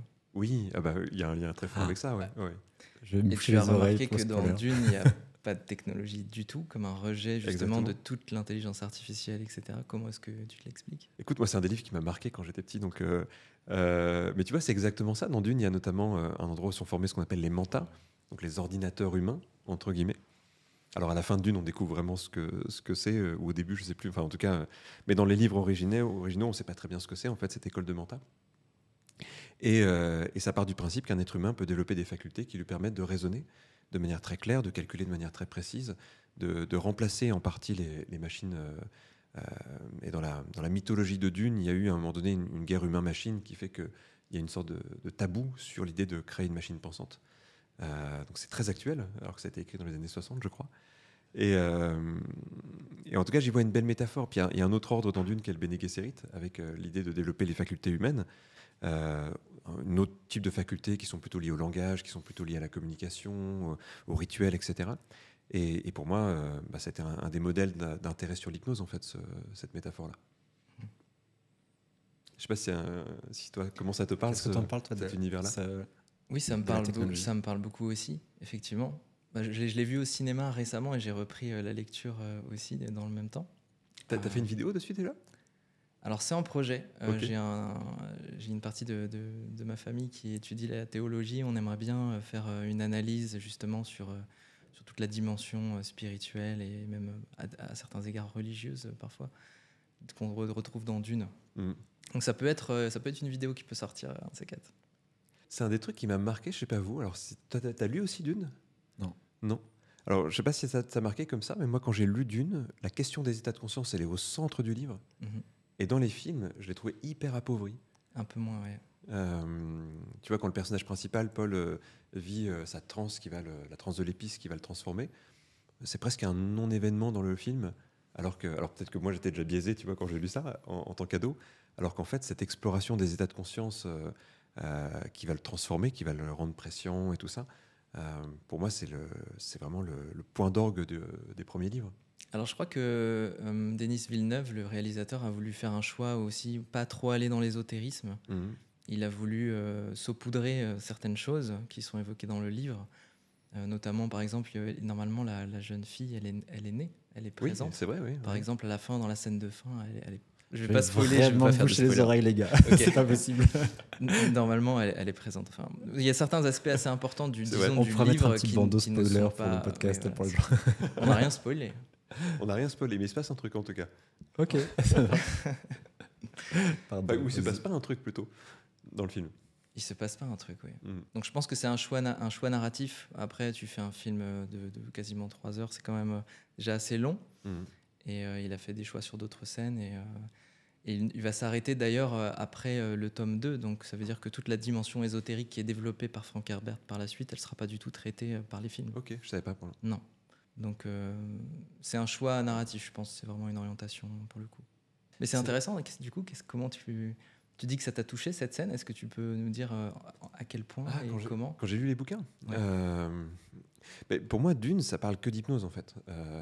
Encore une fois, c'est peut-être un filtre, hein, mais tu vois, le livre commence par une transe. En fait, c'est Paul qui est déjà en train de vivre un état de conscience modifié. Puis il y a le test qu'on retrouve dans le film pour le coup avec le gomme jabbar, qui est encore une transe. Est-ce que la main brûle ou pas? Comment la personne réagit? Est-ce qu'elle est humaine ou animale à ce moment-là? C'est toute la question qui est posée. Et tout le film du roman, pour moi, est lié à la capacité qu'a l'être humain à chercher des capacités nouvelles dans d'autres états de conscience. Il y a même beaucoup cette idée que l'être humain passe un niveau, en fait, quand il accède à d'autres états de conscience plus naturellement. On a l'impression que c'est vraiment une des thèses fortes de Frank Herbert à l'origine. Et je la trouve super inspirante parce que ça rejoint ce dont on parlait tout à l'heure, c'est-à-dire que tant qu'on reste étriqué dans certains états de conscience, c'est comme si on restait dans notre petit village toute notre vie, finalement, et qu'on n'allait pas découvrir la variété du monde. Et je pense que quand on a tendance à rester cloisonné dans une petite partie de nous-mêmes, déjà ça crée des peurs, on érige des barrières, donc ça coupe l'humain de ses possibles, ça coupe l'humain de la rencontre et de l'évasion et de la transformation. Et je pense qu'en plus ça sépare les gens de pas vivre d'autres états de conscience. Si on regarde même à un niveau très basique dans ce qu'on appelle le divertissement, les gens se rejoignent dans des activités partagées grâce aux états de conscience. On danse, on va au cinéma, on écoute de la musique, on va goûter des bonnes choses dans un restaurant. En fait, la notion d'état de conscience, elle est au centre de la rencontre humaine. Et quand les gens n'ont pas accès à beaucoup d'autres états de conscience, quand ils sont dans des choses, dans des états normaux de conscience, je sais pas moi, le travail, on imagine quelqu'un qui est dans la répétitivité d'un travail quotidien. Tu vois, peut-être le paroxysme de ça, c'est le travail à l'usine, avec quelque chose de très réglementé, répétitif, etc. Même si c'est moins fort dans nos sociétés qu'il y a 100 ans, c'est encore présent quand même. Ça, pour moi, ça tue la capacité à aller vers des états de conscience. Et c'est là que l'être humain s'appauvrit. Donc voilà, c'est pour ça que cette thèse d'aller explorer me plaît. Ce qui est drôle, c'est que ça peut aussi être un point d'entrée, la répétition. Alors oui, quand c'est fait d'une certaine façon. La ritualisation, le fait de distiller une certaine émotion dans les gestes répétitifs. Il y a un film qui est très joli, que j'ai vu récemment, qui s'appelle The Perfect Days. Oui. C'est en fait l'histoire d'un Japonais dont le métier est de nettoyer les toilettes à Tokyo et qui a des journées qui sont exactement les mêmes, mais il y a quand même une imprévisibilité, quelque chose qui se passe à chaque fois, qui vient apporter de la poésie, et lui est profondément ancré dans un état émotionnel qui est très joyeux dans l'accomplissement de son métier. Ça me fait plaisir parce que je crois que c'est le plus beau film que j'ai vu ces dernières années au cinéma. Ah ouais? J'ai pleuré tout du long. C'est vrai? Oui, comme une madeleine. Mais et tu vois, ça a été beaucoup plus fort cette expérience pour moi que voir Dune, qui est pourtant sans doute un des livres qui m'a le plus marqué dans ma vie. Mais les Japonais ont cet art de la. Oui, bien sûr. Toi qui t'intéressais, enfin, j'ai parlé du thé tout à l'heure. Il y a les rituels de répétition, mais c'est fait en conscience. C'est ça peut-être la différence avec. Tu vois ce que. J'ai plus en tête le nom du film de Chaplin, tu sais, qui parle de cette répétitivité justement de l'usine. C'est comment s'appelle ce. C'est un grand classique, mais j'ai plus le nom. Les temps modernes. Les temps modernes. Où là, c'est déshumanisé, quoi. Il y a vraiment ce côté, je perds la notion de ce que je suis parce que je ne suis plus qu'un outil. Il faut dire aussi que ce qui est assez intéressant à noter, c'est qu'il y a une fusion avec ce qu'on fait. Souvent, on a tendance à labelliser les gens. Je sais que dans certaines cultures, on les labellise avec leur métier, dans d'autres avec leur voiture, dans d'autres avec leur femme, dans d'autres avec ce qu'ils ont réussi à accomplir dans leur vie. Et donc, c'est vrai qu'on peut vite fusionner avec une activité au point de s'identifier tellement à ça qu'en fait, on se restreint soi-même à être quelque chose et pas autre chose. Il y a une phrase que j'aime bien d'un philosophe qui dit « En me nommant, vous m'annihilez. En me nommant, vous m'empêchez d'être toutes les autres choses que je pourrais être. » C'est beau ça, c'est de qui? C'est de Kierkegaard. Je crois que cette idée-là des mots et de définition est cruciale dans pas mal de moments, parce que il y a toujours ce filtre réducteur du mot, de la définition, alors que souvent, par définition, une personne, il y a quelque chose qui est indéfinissable de par la complexité de la pensée, d'une histoire, de tout ce qui constitue une personne. C'est juste incroyable si on met bout à bout toutes les réflexions d'une vie et qu'après on va juste se dire ah bah lui c'est un avocat, je sais pas. Et du coup il y a tous les filtres des autres, des représentations qu'on peut avoir sur un métier. Je pense que plus un métier il est défini, normé par des codes, par des projections communes qu'on va avoir de la société sur une personne, bah, plus on va réenfermer la personne en se disant il est ouvrier, il est monsieur, madame pipi, comme dans le film dont vous parlez. Et ça va réduire la personne, je pense, sincèrement. On s'attache naturellement à ce qu'on est, on fusionne naturellement à ce qu'on est. D'ailleurs, c'est une des premières choses qu'on se dit. Ah oui, vous faites quoi dans la vie? Après, c'est utile aussi parce que ça permet d'aller assez vite, peut-être, de parfois. Mais le raccourci conditionne d'une certaine manière. Ouais. C'est marrant parce que là, tu viens de le dire, tu vois, qu'est-ce que vous faites dans la vie? Et bizarrement, les gens disent je suis. C'est-à-dire qu'ils disent pas je fais, ils disent je suis. Ça fait une énorme différence, parce que si tu dis je fais le boulanger dans la vie, ça veut bien dire que je ne m'identifie pas forcément. Je fais le boulanger. Je fais le boulanger en partie, puis je fais peut-être le père de famille dans une autre partie, et je fais le lecteur dans d'autres parties. Mais tu te détaches vachement. Tu te dissocies en disant c'est pas moi, je ne suis pas boulanger. Par contre, je sais faire de la pâtisserie. Et ça m'arrive d'en faire pour gagner ma croûte. Mais pourtant, ça veut dire aussi si demain je ferme, je peux être autre chose. En fait, le champ des possibles est ouvert. Ça, je me permets, j'ai envie de rebondir sur. Ça fait un petit moment, je suis en train de me dire qu'on discute de pas mal de choses sur les états de conscience, mais je suis persuadé qu'il y a des gens qui nous écoutent qui ne savent pas très bien ce que sont les différents états de conscience. Est-ce que ça vous dit qu'on essaie de définir un petit peu qu'est-ce que ça peut être un état ordinaire, un état modifié de conscience et les différents moyens d'y arriver? Et parce que depuis tout à l'heure, on parle de moments qui peuvent être changeants, comme une expérience forte à un moment donné qui peut permettre d'avoir un déclic et qui peut permettre de transformer qui nous sommes, ou comment est-ce qu'on perçoit le monde. Mais c'est quoi c'est compliqué, mais mauvaise suggestion aussi. Mais quelles sont les meilleures définitions pour vous d'un état modifié de conscience? Et quels sont et s'il y avait une petite liste non exhaustive? Est-ce que tu en as une en une phrase qui te vient? En une phrase, c'est complexe. Je dirais qu'on a notre chez nous mental, c'est un peu notre état normal de conscience, et que les états de conscience non ordinaires sont tous ceux qui ne correspondent pas à ce qu'on est dans le quotidien. Donc, je suis moi-même là. Donc, c'est un état qui me semble normal parce que c'est ce que je vis la plupart du temps. Et parfois, je m'évade de ce que je suis ou de ce que les autres croient que je suis. Et à ce moment-là, je suis dans un état différent. Et tous ces états différents, il y en a plein, sont des états de conscience non ordinaires ou des états modifiés par rapport à la norme. Et toi? En une phrase? C'était pas une phrase du coup. Ouais. Difficile. Kevin ne met pas de virgule, ligne de point. La vie est une longue phrase. je pose des questions sans avoir de réponse, tu sais. Donc, je me dis, la manière la plus simple, ça rejoint peut-être un peu ce que dit Kevin. Et je dirais, c'est de changer de point de vue. Vous connaissez l'overview effect? Ça vous parle? La plupart des astronautes qui sont dans la station ISS, qui résident à un long moment, ouais, exactement, qui perçoivent la Terre depuis suffisamment longtemps pour se dire c'est une petite bille bleue perdue dans l'univers un peu noir et infini, ont souvent une sensation assez intense qui se ressemble d'un astronaute à un autre, qui est c'est assez fragile tout ça. Et finalement, il y a une sensation d'unité assez importante et l'impression que tout le monde est dans la même barque. Donc, ces personnes reviennent sur Terre changées par l'overview effect en se disant je prends conscience de la fragilité de l'environnement. L'environnement est importante. La fraternité, c'est plus développé. Je me sens plus connecté aux autres parce qu'on est les mêmes. On fait partie du même gros tas de molécules perdues dans l'univers. Et finalement, je me sens plus connecté avec les autres. Cette ouverture d'esprit, elle est liée à ce décalage, ce point de vue extérieur. Et je pense que les états modifiés de conscience, c'est un peu ça. C'est de temps en temps se dire, je vais changer de point de vue pour voir les choses différemment, mais je reviens changer. Comme le voyage en Inde peut-être ou ailleurs, en disant, j'ai perçu les choses d'une certaine façon et maintenant, je ne peux que être quelqu'un d'autre. Et donc, c'est des voyages et des retours pour moi.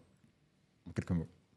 Ouais, toi beau. Et toi, en une phrase j'ai fait une phrase. Le retour du boomerang. Je dirais, imaginez une carte où tout est noir et au centre un personnage avec son champ visuel qui correspond à ce qu'il connaît, sa zone de connu, sa zone habituelle. À chaque fois qu'il fait un pas en dehors de ce champ de connu, il fait apparaître une autre dimension de la carte et il peut choisir de revenir, de repartir, de s'éloigner. C'est un peu comme s'il y avait plein d'espaces dans l'esprit qui étaient invisibles et que de temps en temps, en faisant un pas de côté, on peut y accéder. C'est comme dans un jeu vidéo, tu vois la carte. Exactement, c'est l'image que j'ai. Ouais. La carte du jeu vidéo, tu as le petit bonhomme au centre qui explore la carte. Et à la fin, tu as la grande carte. Et il y a certaines expériences qui d'un seul coup éclairent toute la carte et l'éteignent. C'est fait comme un raccourci et tu as l'impression que tu as accès à... Il y a quelques zones qui restent un peu allumées, j'ai l'impression. En tout cas, plus tu voyages dans des états de conscience, plus tu connais la carte. Bien sûr. C'est comme un cartographe qui va... J'aime bien cette image, tu sais, des temps pas si anciens, mais où on connaissait qu'une partie du monde. Donc il y avait la zone connue et puis il y avait les zones inconnues. Ouais, le nouveau monde. Ouais, le nouveau monde, les continents qui étaient parfois des mythes ou des légendes. Et forcément, sur les cartes, plus on s'éloignait, plus elles étaient imprécises. Voire même, quelquefois, il y avait simplement marqué Terra Incognita avec... un dragon et puis... Ouais, mais c'est vraiment ça. Il y en a encore beaucoup, d'ailleurs. Tout l'océan, on ne le connaît pas. C'est vrai, oui. C'est pas cartographié. On connaît que la surface, mais pas ce qui est au fond. Et j'ai l'impression que l'être humain a eu envie géographiquement d'explorer le monde, en tout cas. Et aujourd'hui, la Terre nous paraît sans doute beaucoup plus petite qu'il y a quelques générations, parce qu'on peut en faire le tour, techniquement en tout cas, en 24 heures. Mais j'ai l'impression que ce travail qu'on a fait pour la géographie concrète, on ne l'a pas fait pour la géographie psychique. Non. Et on reste un petit peu comme l'être humain d'il y a quelques milliers d'années, qui finalement connaissait qu'un tout petit périmètre. Et pour lui, c'était le monde. Et ce qui était au-delà de ça, c'était... il savait qu'il y avait quelque chose au-delà, évidemment, mais ça restait un peu bizarre. C'était... dans beaucoup de civilisations, c'était les barbares qui étaient de l'autre côté, mais qu'on aille dans le nord, dans le sud, dans l'est ou dans l'ouest, c'était des barbares, quoi, grosso modo, c'était les étrangers. Et finalement, on est étranger à tout cet espace qui existe à l'intérieur de nous, parce qu'on n'a pas de moyen d'aller le rencontrer. Et il me semble que ce qui nous réunit, c'est pas seulement la question des états de conscience, c'est les moyens de transport pour naviguer dans les états de conscience. Donc la Dream Machine, on a parlé, l'hypnose, la méditation, et il y en a plein, les plantes chamaniques. Ouais, s'il y avait les accidents, les imprévus aussi. Les accidents, bien sûr. Les rêves. S'il y avait une petite une liste des grandes familles des modificateurs d'état de conscience, il y aurait quoi? Là, on est en train de faire. Il y a les psychédéliques. Alors, il y a plusieurs modèles d'approche. Plus noble ou plus. Je veux dire, il y a plusieurs manières de classer les états de conscience et ils ne sont pas tous satisfaisants de manière globale. Donc, c'est difficile d'arriver à 3 tout de suite à une liste qui puisse convenir. Je dirais qu'il y a au minimum ce qui est de l'ordre de la technique, du rituel. En fait, par exemple, des respirations. C'est une stratégie, une technique qui va modifier un état de conscience. Et je dirais il y a ce qui va être lié à un apport extérieur, comme une substance qui va modifier, comme un médicament, une plante, qui va pouvoir modifier un fonctionnement par de la chimie. Donc je dirais qu'il y a au moins ça. Il y a aussi les réponses du corps, certaines fois. tout ce qui est lié au corps, en fait. Le fait, par exemple, quelqu'un qui fait un malaise vagal, tu peux perdre connaissance, tu vis un état modifié de conscience. De la fièvre. En fait, même les plantes Le coma. chamaniques, au fond, parce que c'est la réaction du corps qui va créer l'état de conscience modifié.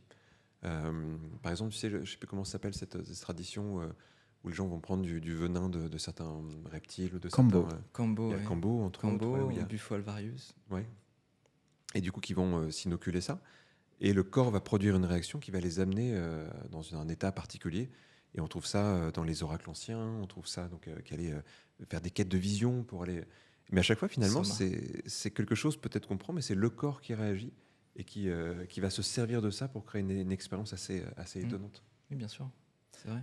Il y a une stratégie, je ne sais pas si vous voulez en parler un peu, mais qui Mais me le paraît corps réagit aussi, juste pour Vas-y. finir, le corps réagit aussi via l'hypnose, via Ah des oui, bien pratiques, donc il y a toujours forcément une passerelle qui passe par le corps. Oui, tout à fait.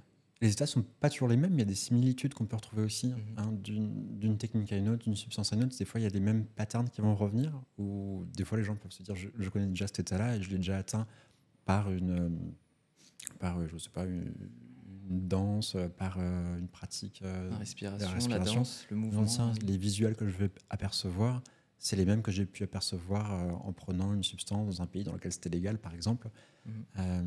C'est vrai Et il semble y avoir des îlots qui plusieurs modificateurs d'état de conscience sont pouvoir amener là, comme on pourrait s'imaginer un réseau de routes ou d'autoroutes ou je sais pas, de trains et tout ça, mais qui finalement convergent vers des endroits comme des villes où plusieurs expériences semblent assez proches. La lumière, par exemple, pulsée, va créer des visuels qui ressemblent à ce qui se passe avec des champignons hallucinogènes. L'hyperventilation va créer des états physiologiques qui vont ressembler à ce qu'on trouve dans je sais pas, certaines formes de méditation. Des états prénatales aussi. Oui. C'est vrai que ces îlots, c'est une jolie manière de le voir. Et souvent, ils sont en sécurité en se disant tiens, je connais déjà ça. Ça pourrait être intéressant d'imaginer comme une mind map en 3 dimensions qui serait vraiment une carte pour le coup où on pourrait rendre visuel tous ces états de conscience. Ça. Ce serait génial. Parce que c'est vrai qu'on raisonne beaucoup avec les images. Et les mind maps, par exemple, c'est une très bonne manière d'apprendre. Ça peut être une bonne manière de structurer les subtilités des états de conscience. Il faut déjà savoir dans quel état de conscience on est au début, quel est notre état de conscience normal. Et bien peut-être qu'il pourrait bouger finalement cet état. Il faudrait pouvoir nous géolocaliser psychiquement. C'est comme si tu appelles un taxi pour dire j'aimerais bien aller là, le taxi va dire mais vous êtes où pour que je vienne vous chercher. Exactement. Et notre état de conscience normal, c'est l'endroit où on est. Mais tu vois, par exemple, mais comme dans l'espace, tu n'as pas de repère zéro dans l'espace. Il y a tout qui bouge en permanence. Il n'y a jamais eu d'endroit milieu de l'univers.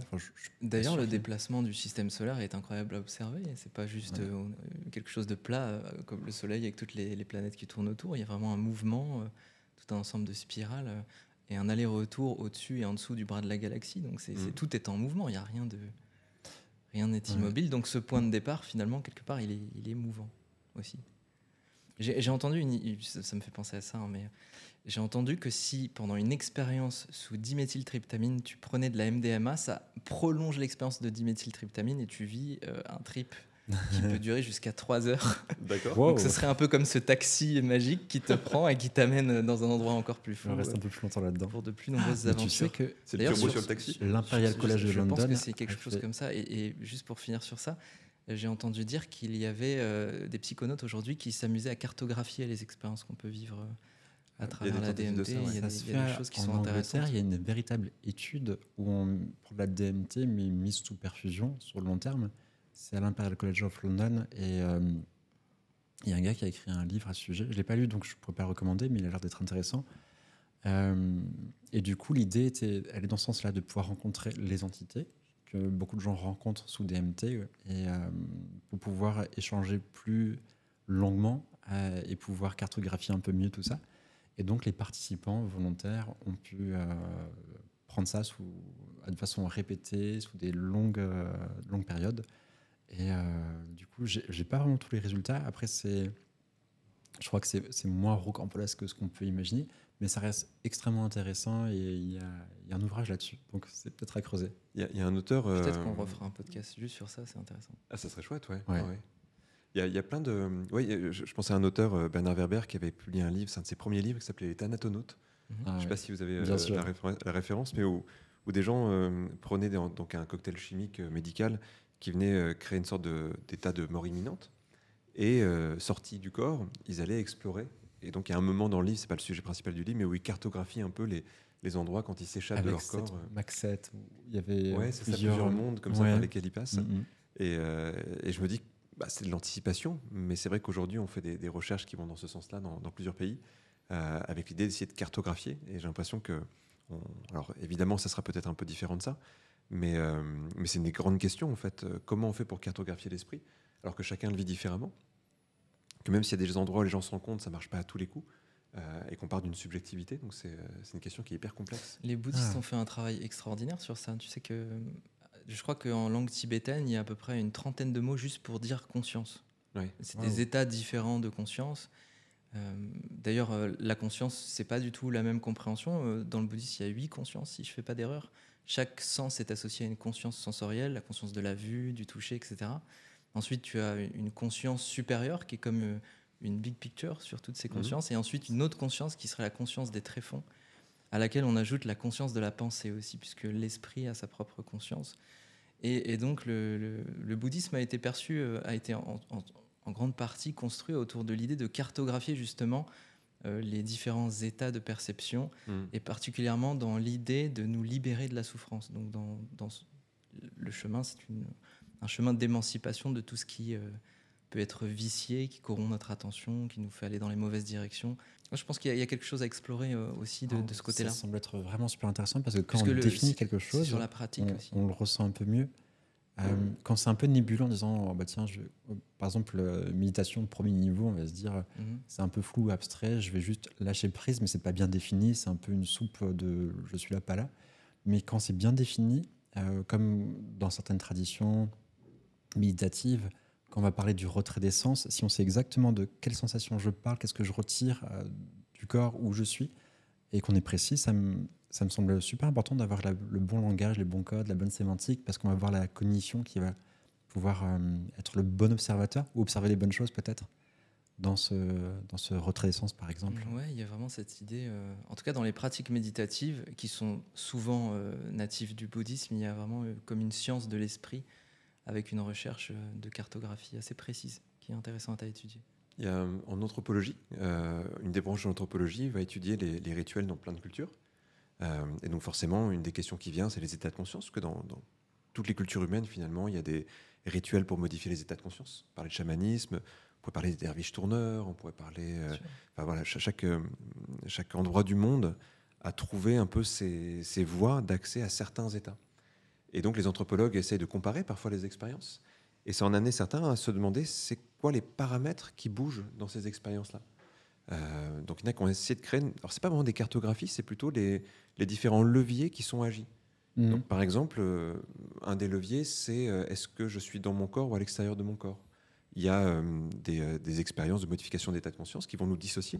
Je sais pas, la kétamine, par exemple, si on prend un truc plutôt médical, entre guillemets, très fort sentiment de dissociation. Mais c'est vrai aussi des pratiques transcendantales qui parfois nous donnent l'impression d'être complètement coupés du monde, de regarder le monde d'en haut, des choses comme ça. Ou au contraire, des expériences qui nous surassocient à nous-mêmes. C'est-à-dire qu'on est hyper connecté et présent au corps, à l'instant, au sensoriel. Donc c'est un des paramètres, plus ou moins associés, dissociés. Un autre paramètre, c'est la perception du temps. Est-ce que je suis dans le temps ou hors du temps?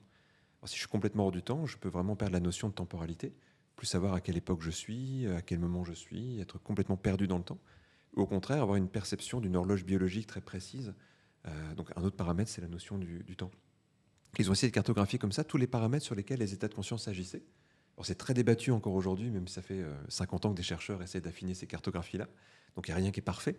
Mais ça donne des modèles qui nous permettent d'envisager qu'il y a beaucoup de paramètres en fait, dans un état de conscience, que c'est multidimensionnel. Il y a aussi la dimension transpersonnelle. Je ne sais pas si ça complète un peu ce que tu disais par rapport à associé, dissocié, mais le fait de sortir de la notion d'individualité pour accéder à quelque chose qui est plutôt de l'ordre du cosmique ou de l'universel.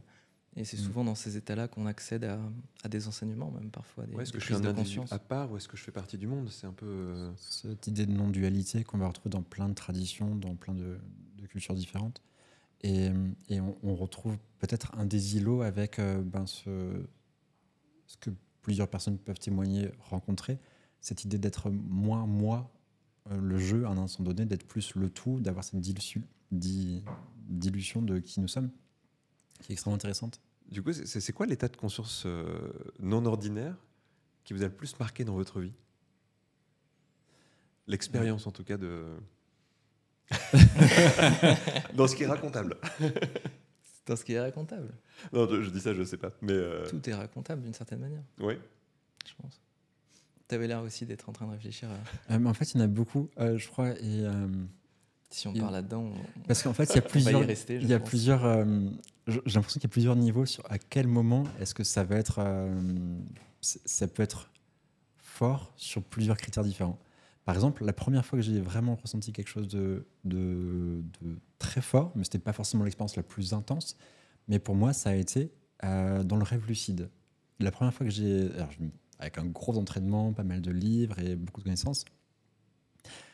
Si vous l'avez déjà rencontré, c'est les petits moments, c'est hyper fugace au début. On se dit oh, ça y est, je commence à être lucide dans mon rêve. Je prends conscience de rêver lorsque je n'ai pas conscience par définition.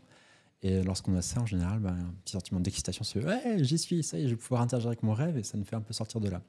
Lorsque j'ai commencé un petit peu à bien maîtriser, à rester longtemps là-dedans, j'ai été stupéfait, mais vraiment ébahi par la perception de la réalité qui me paraissait extrêmement réelle, les sensations. J'avais imaginé, par exemple, pour aller dans le détail, premier rêve lucide, vraiment chouette. Je me dis, ok, je suis en train de rêver, je ressens que je rêve et je peux le contrôler. Je peux faire apparaître ce que je veux, etc. Donc, il faut que je reste déjà calme, il ne faut pas que le rêve se dissipe. Et j'ai imaginé faire du surf. Et c'était pas grand-chose, mais pour moi, ça a été énorme, la sensation de me dire, j'entends les vagues autour de moi. Je sens l'eau salée et même jusqu'à avoir le goût dans la bouche, enfin sur le bord des lèvres.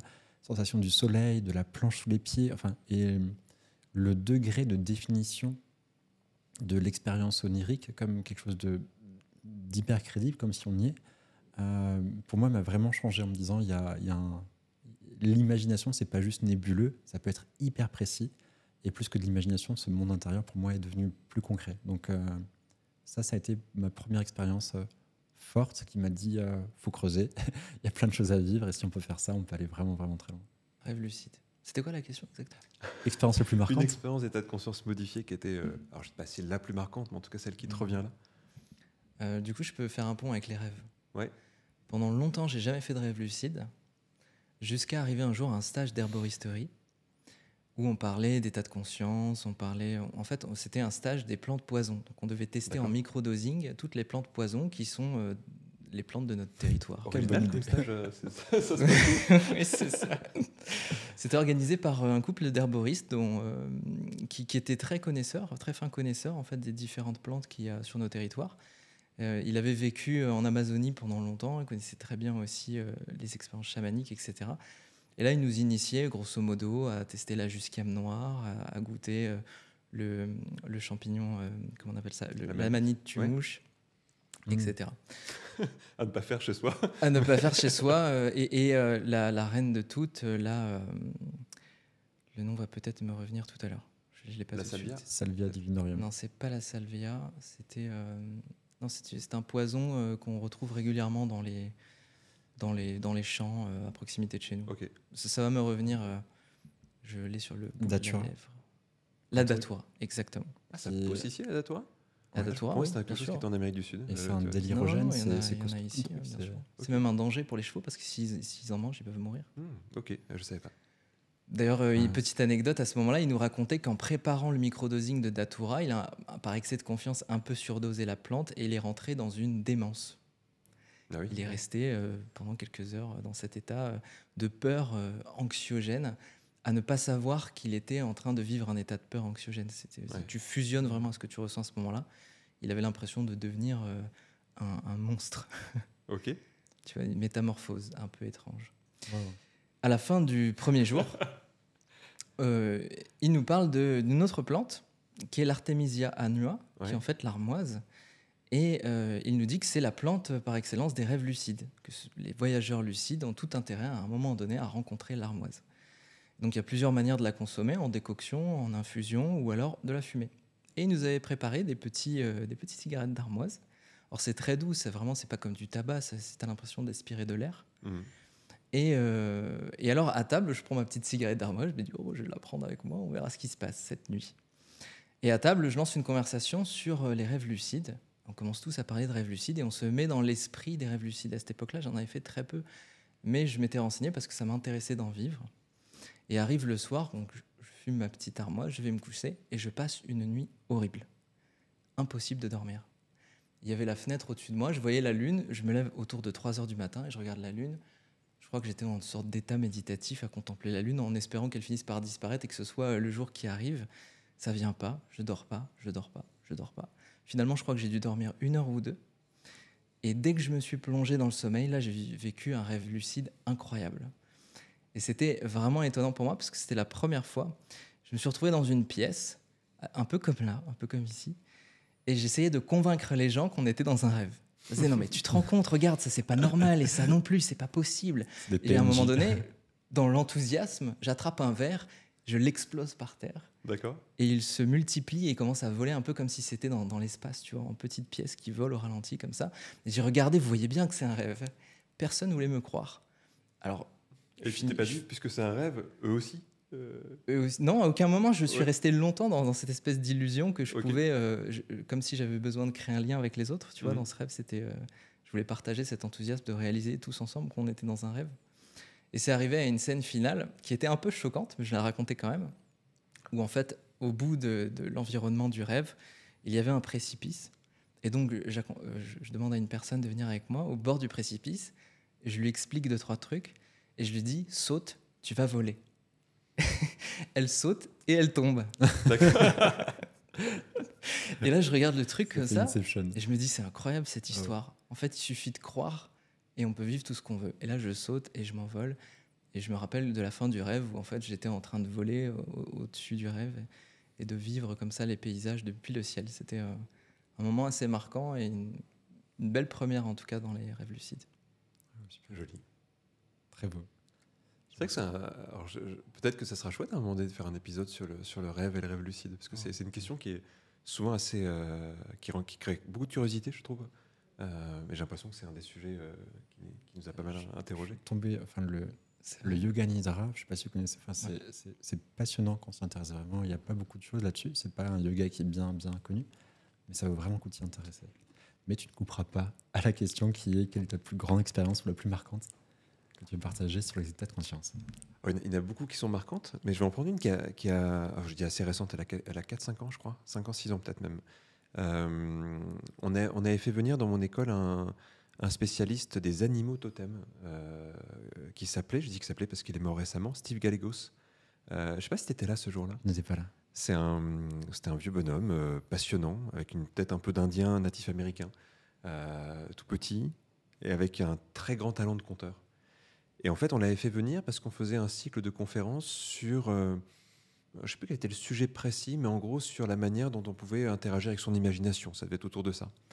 Et donc, Steve, je crois qu'il vivait aux États-Unis, mais il a été assez régulièrement en Europe, dans certains pays de l'Est. Je crois qu'il était originaire de là. Et donc, on le fait venir à Paris pour donner une conférence. Et il parle de son expérience d'animaux totems. Alors, les animaux totems, nous, on le connaît de manière parfois un peu caricaturale. On sait que dans certaines traditions, les gens viennent connecter des esprits animaux. Et ce qui est intéressant, c'est que lui faisait un peu le pont entre les cultures en disant que, par exemple, évidemment, un shaman qui va imaginer, je ne sais pas, que l'aigle a une forme d'intelligence particulière, il va se connecter à l'aigle pour accéder à cette intelligence. Ça, je pense qu'on peut le comprendre symboliquement. Mais lui disait, mais ce qu'on oublie, c'est que le chaman qui fait ça fait l'expérience souvent de sortir de sa forme corporelle et de vivre, au moins temporairement, le fait d'avoir une autre forme corporelle. C'est-à-dire d'être un aigle avec des plumes, des serres, un bec, etc. Et alors, quand on fait de l'hypnose, ça peut nous parler un peu parce qu'on sait qu'on peut changer de forme mentalement. Vous parliez du rêve. Dans le rêve, on peut être quelqu'un d'autre. Je pense que tout le monde a fait cette expérience d'être quelqu'un d'autre dans un rêve, d'être plus petit, plus grand, un personnage historique, d'être 2 personnes parfois dans un rêve, d'être un animal, pourquoi pas. En tout cas, il parle de ça. Et du coup, moi derrière, j'ai vraiment eu envie de faire cette expérience, de ne plus être un humain, mais d'être un animal pendant quelques temps. Et je me suis entraîné en auto-hypnose à essayer de perdre ma forme. Et du coup, j'imaginais que mon corps devenait comme une pâte à modeler. Et que je malaxais comme ça mentalement pour la réchauffer, pour la rendre plus fluide. Et au bout d'un moment, je sculptais avec cette pâte à modeler en fait une forme animale. J'ai commencé avec un chat, c'est un peu banal, mais je trouvais ça plutôt sympa d'aller vers un chat, parce que je connaissais plus comme animal. je me sentais moins scarabée, mais pourquoi pas.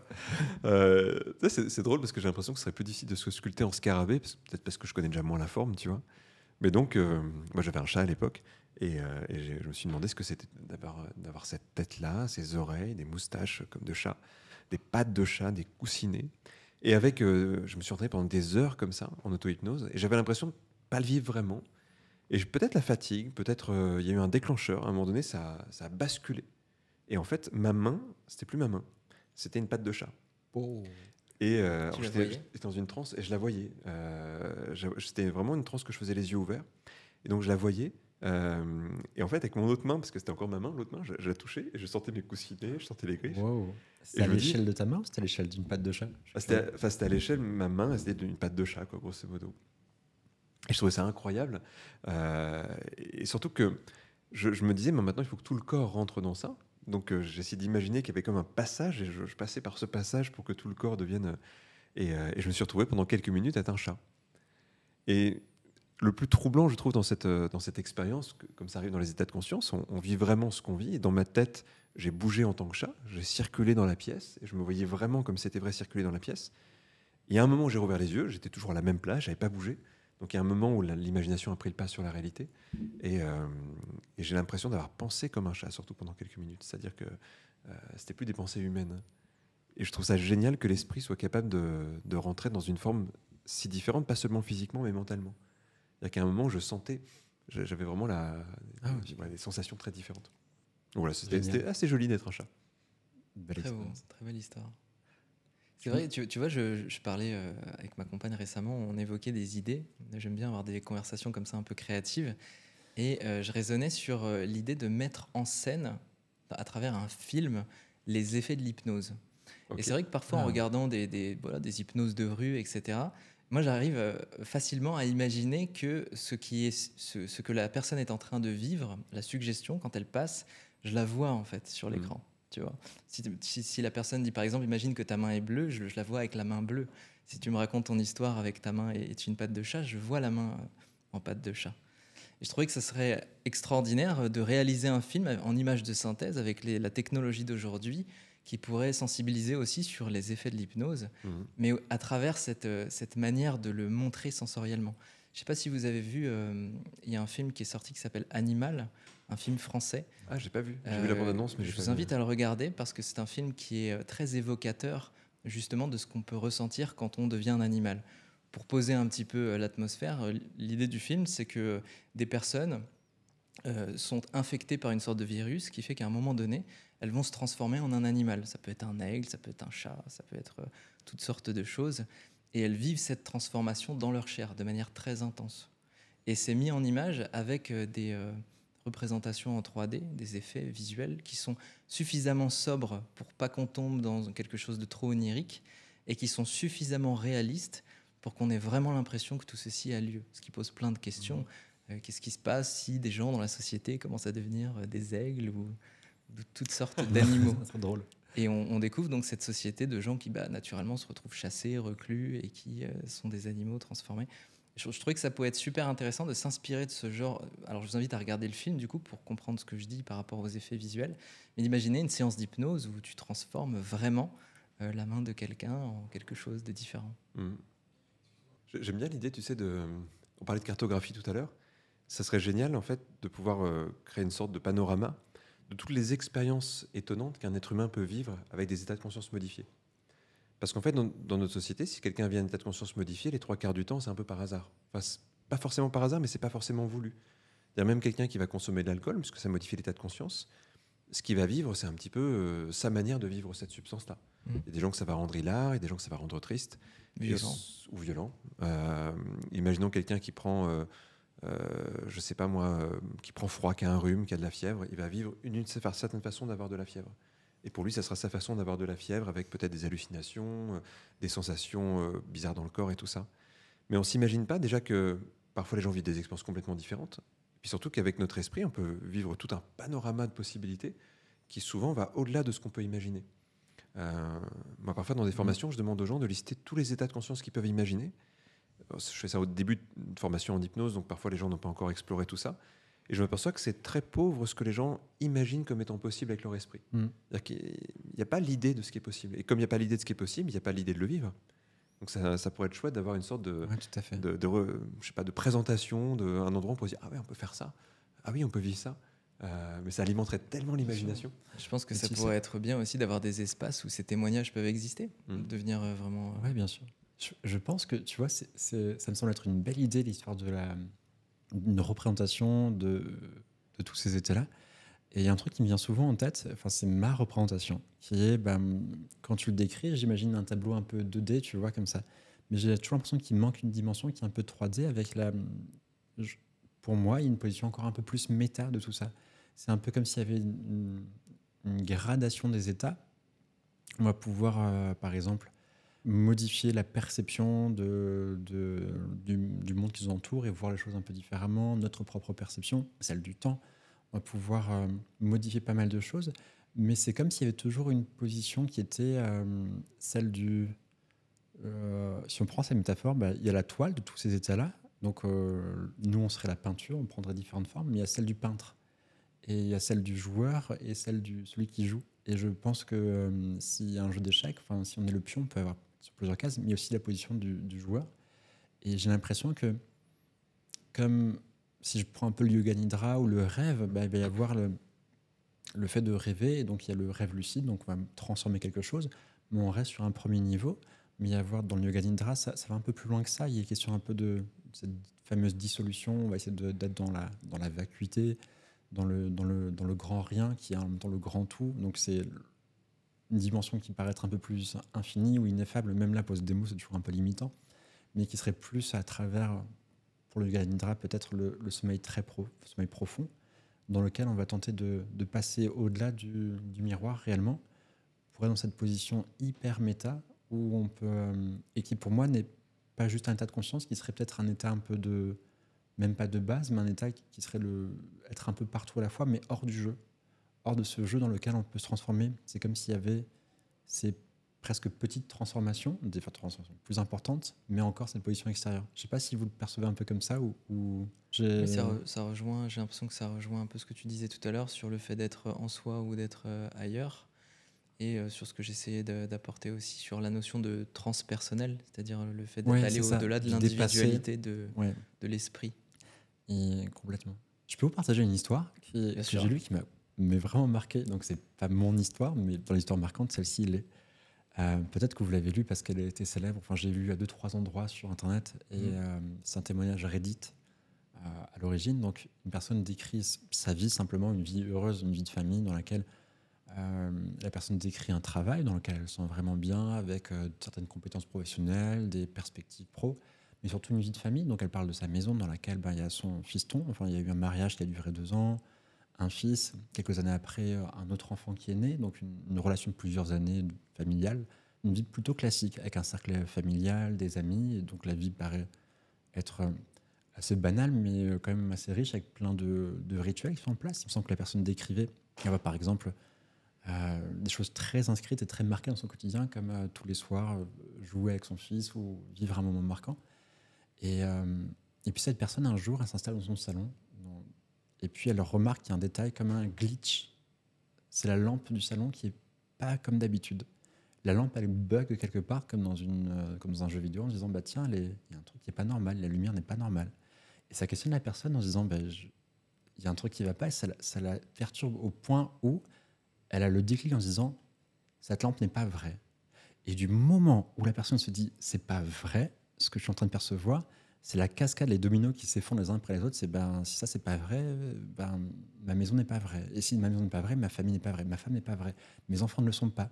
Et la personne, elle rentre dans un sentiment qui n'est pas positif à ce moment-là, donc une mauvaise spirale, mais elle traverse ça et elle réalise qu'elle est sur le trottoir allongée dans la rue. Et en fait, tout ce qu'elle a vécu, ça a été dans un court moment d'absence de la personne qui était évanouie, ou je ne sais pas s'il y a un accident, donc elle était momentanément inconsciente. Dans ce laps de temps qui a duré un petit moment, il s'est passé des années, avec beaucoup de détails, une grande richesse, donc elle a vécu une vie presque alternative. Et suite à ça, du coup, pour s'en remettre, bonne dépression, difficile à digérer, mais la personne, elle a vécu pendant ces quelques minutes d'absence une une vraie vie à part entière, avec des personnes qui ont existé pour elle, avec des émotions qu'il y a eu pour des enfants qui existent.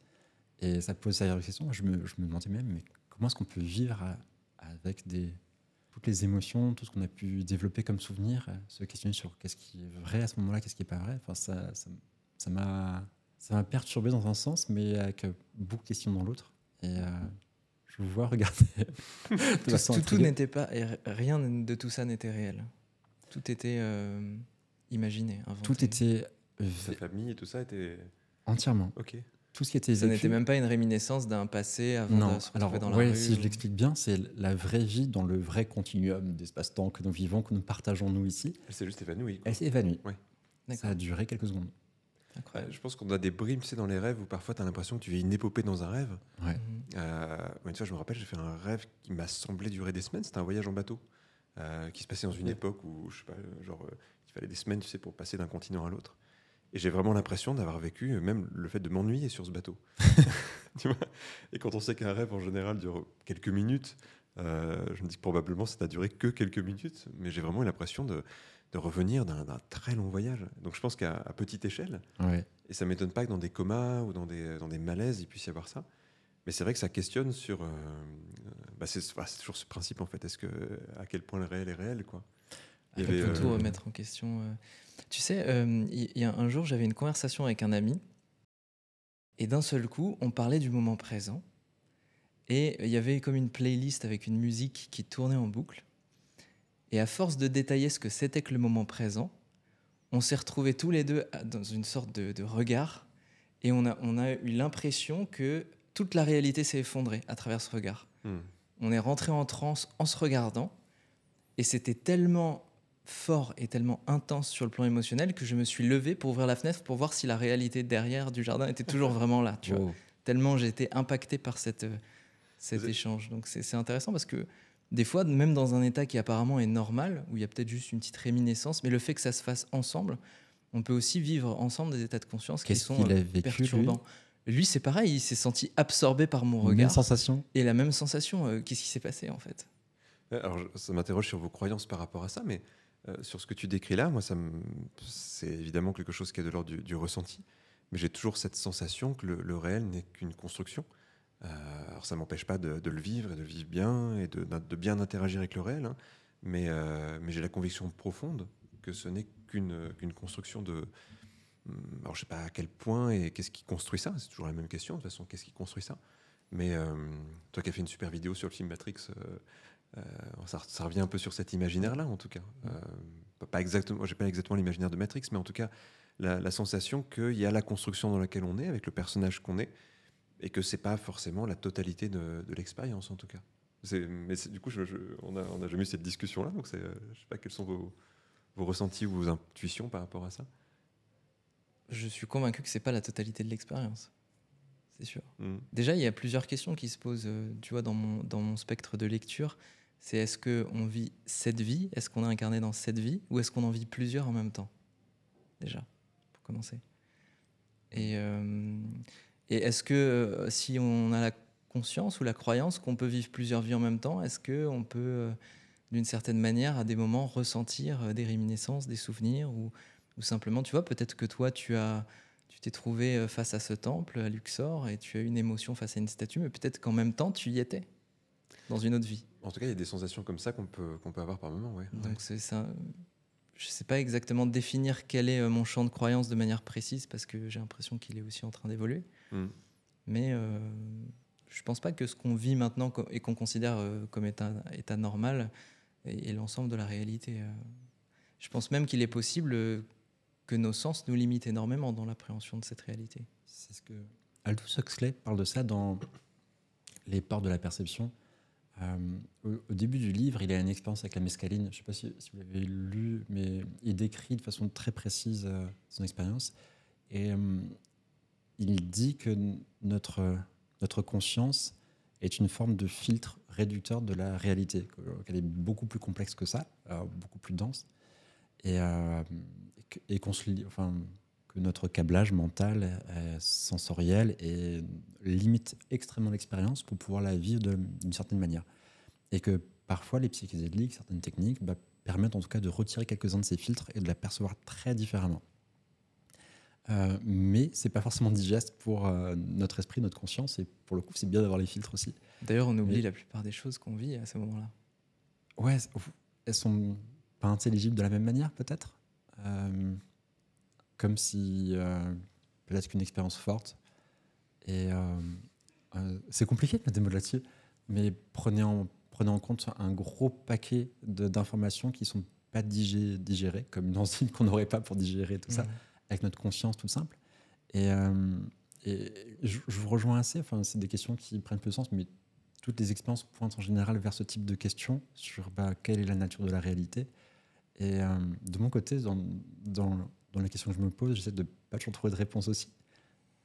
Mais j'ai cette sensation-là aussi qu'il y a ce côté jeu où que la réalité, c'est une construction, peut-être commune, peut-être que nous sommes qu'un seul finalement et qu'on joue tout ça au même moment. Mais en tout cas, c'est un peu comme dans le côté fast-food spirituel, on pourrait avoir l'idée que ah bah tiens, t'es trop dans la réalité, bah, échappe-toi de la matrice, et puis il faut faire plein d'exercices pour sortir du game, quoi. Et bah, je pense pas que ce soit la bonne chose à faire. Je me dis, bah tiens, mais si on est déjà plongé dans ce jeu de la vie, c'est peut-être qu'il y a un sens aussi, autant y jouer, même s'il y a un grand architecte, même si là, on est dans la matrice et que finalement, c'est même nous-mêmes qui sommes derrière ce miroir. Mais il y a vraisemblablement un jeu à jouer, et autant le jouer avec panache, brio, faire une super partie du jeu La Vie. Et peut-être qu'après tout ça, on réalisera que c'était qu'une simulation, une théorie extrêmement intéressante, ou que c'est qu'une construction. Ou que tout est déjà réalisé. Que le Tu temps ne fais n'existe qu'incarner pas. un espace de vie qui est déjà... Ouais, peut-être bien. Parmi des milliers de... Il y a plein de manières de l'appréhender, c'est joli. Tout à fait. Et en même temps, je trouve que c'est intéressant, ça fait comme une boucle avec ce qu'on disait au début du podcast, c'est-à-dire le fait que quelque part, il y a une partie de nous qui a un champ des possibles, qui peut saisir une chance, une opportunité, et une autre partie qui est forcément obligée de s'abandonner à ce qui est son chemin de vie, et qui n'a pas le contrôle sur tout. Ouais, tout à fait. Du coup, est-ce qu'on se réveille?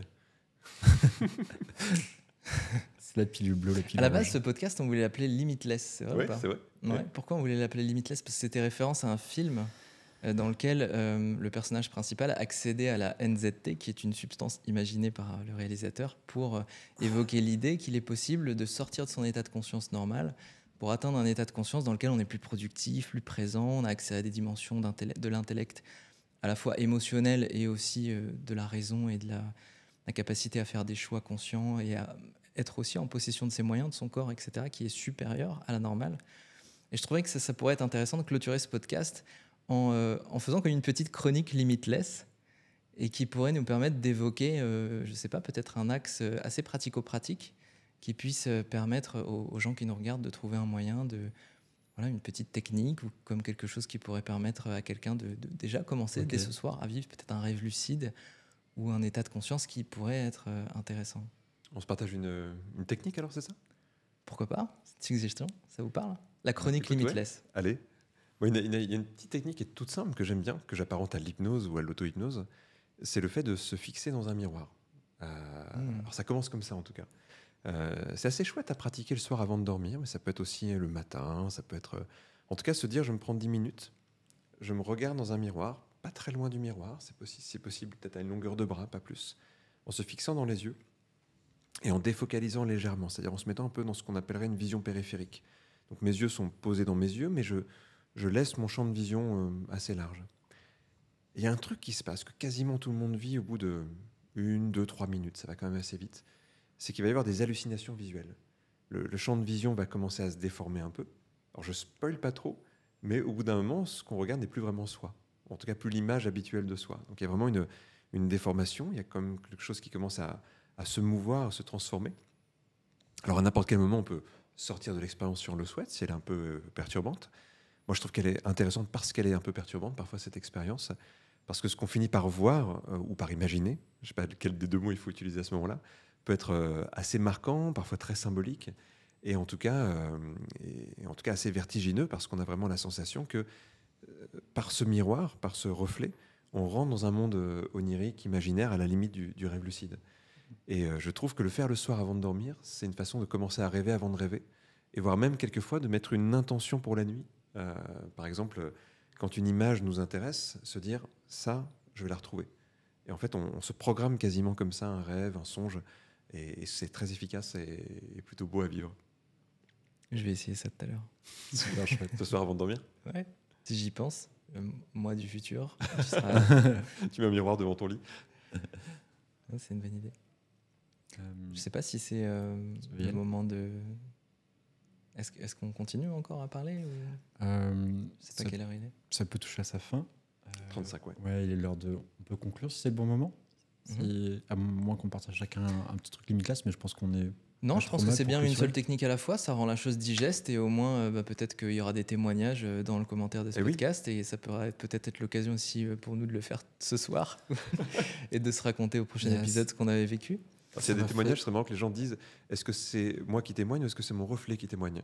Ah. Oh, de quel côté du miroir je suis? Du bon ou de l'autre bon? Et- Et si c'est Bon, le, les et si amis. c'est le reflet, qu'est-ce qu'il raconte? Oui.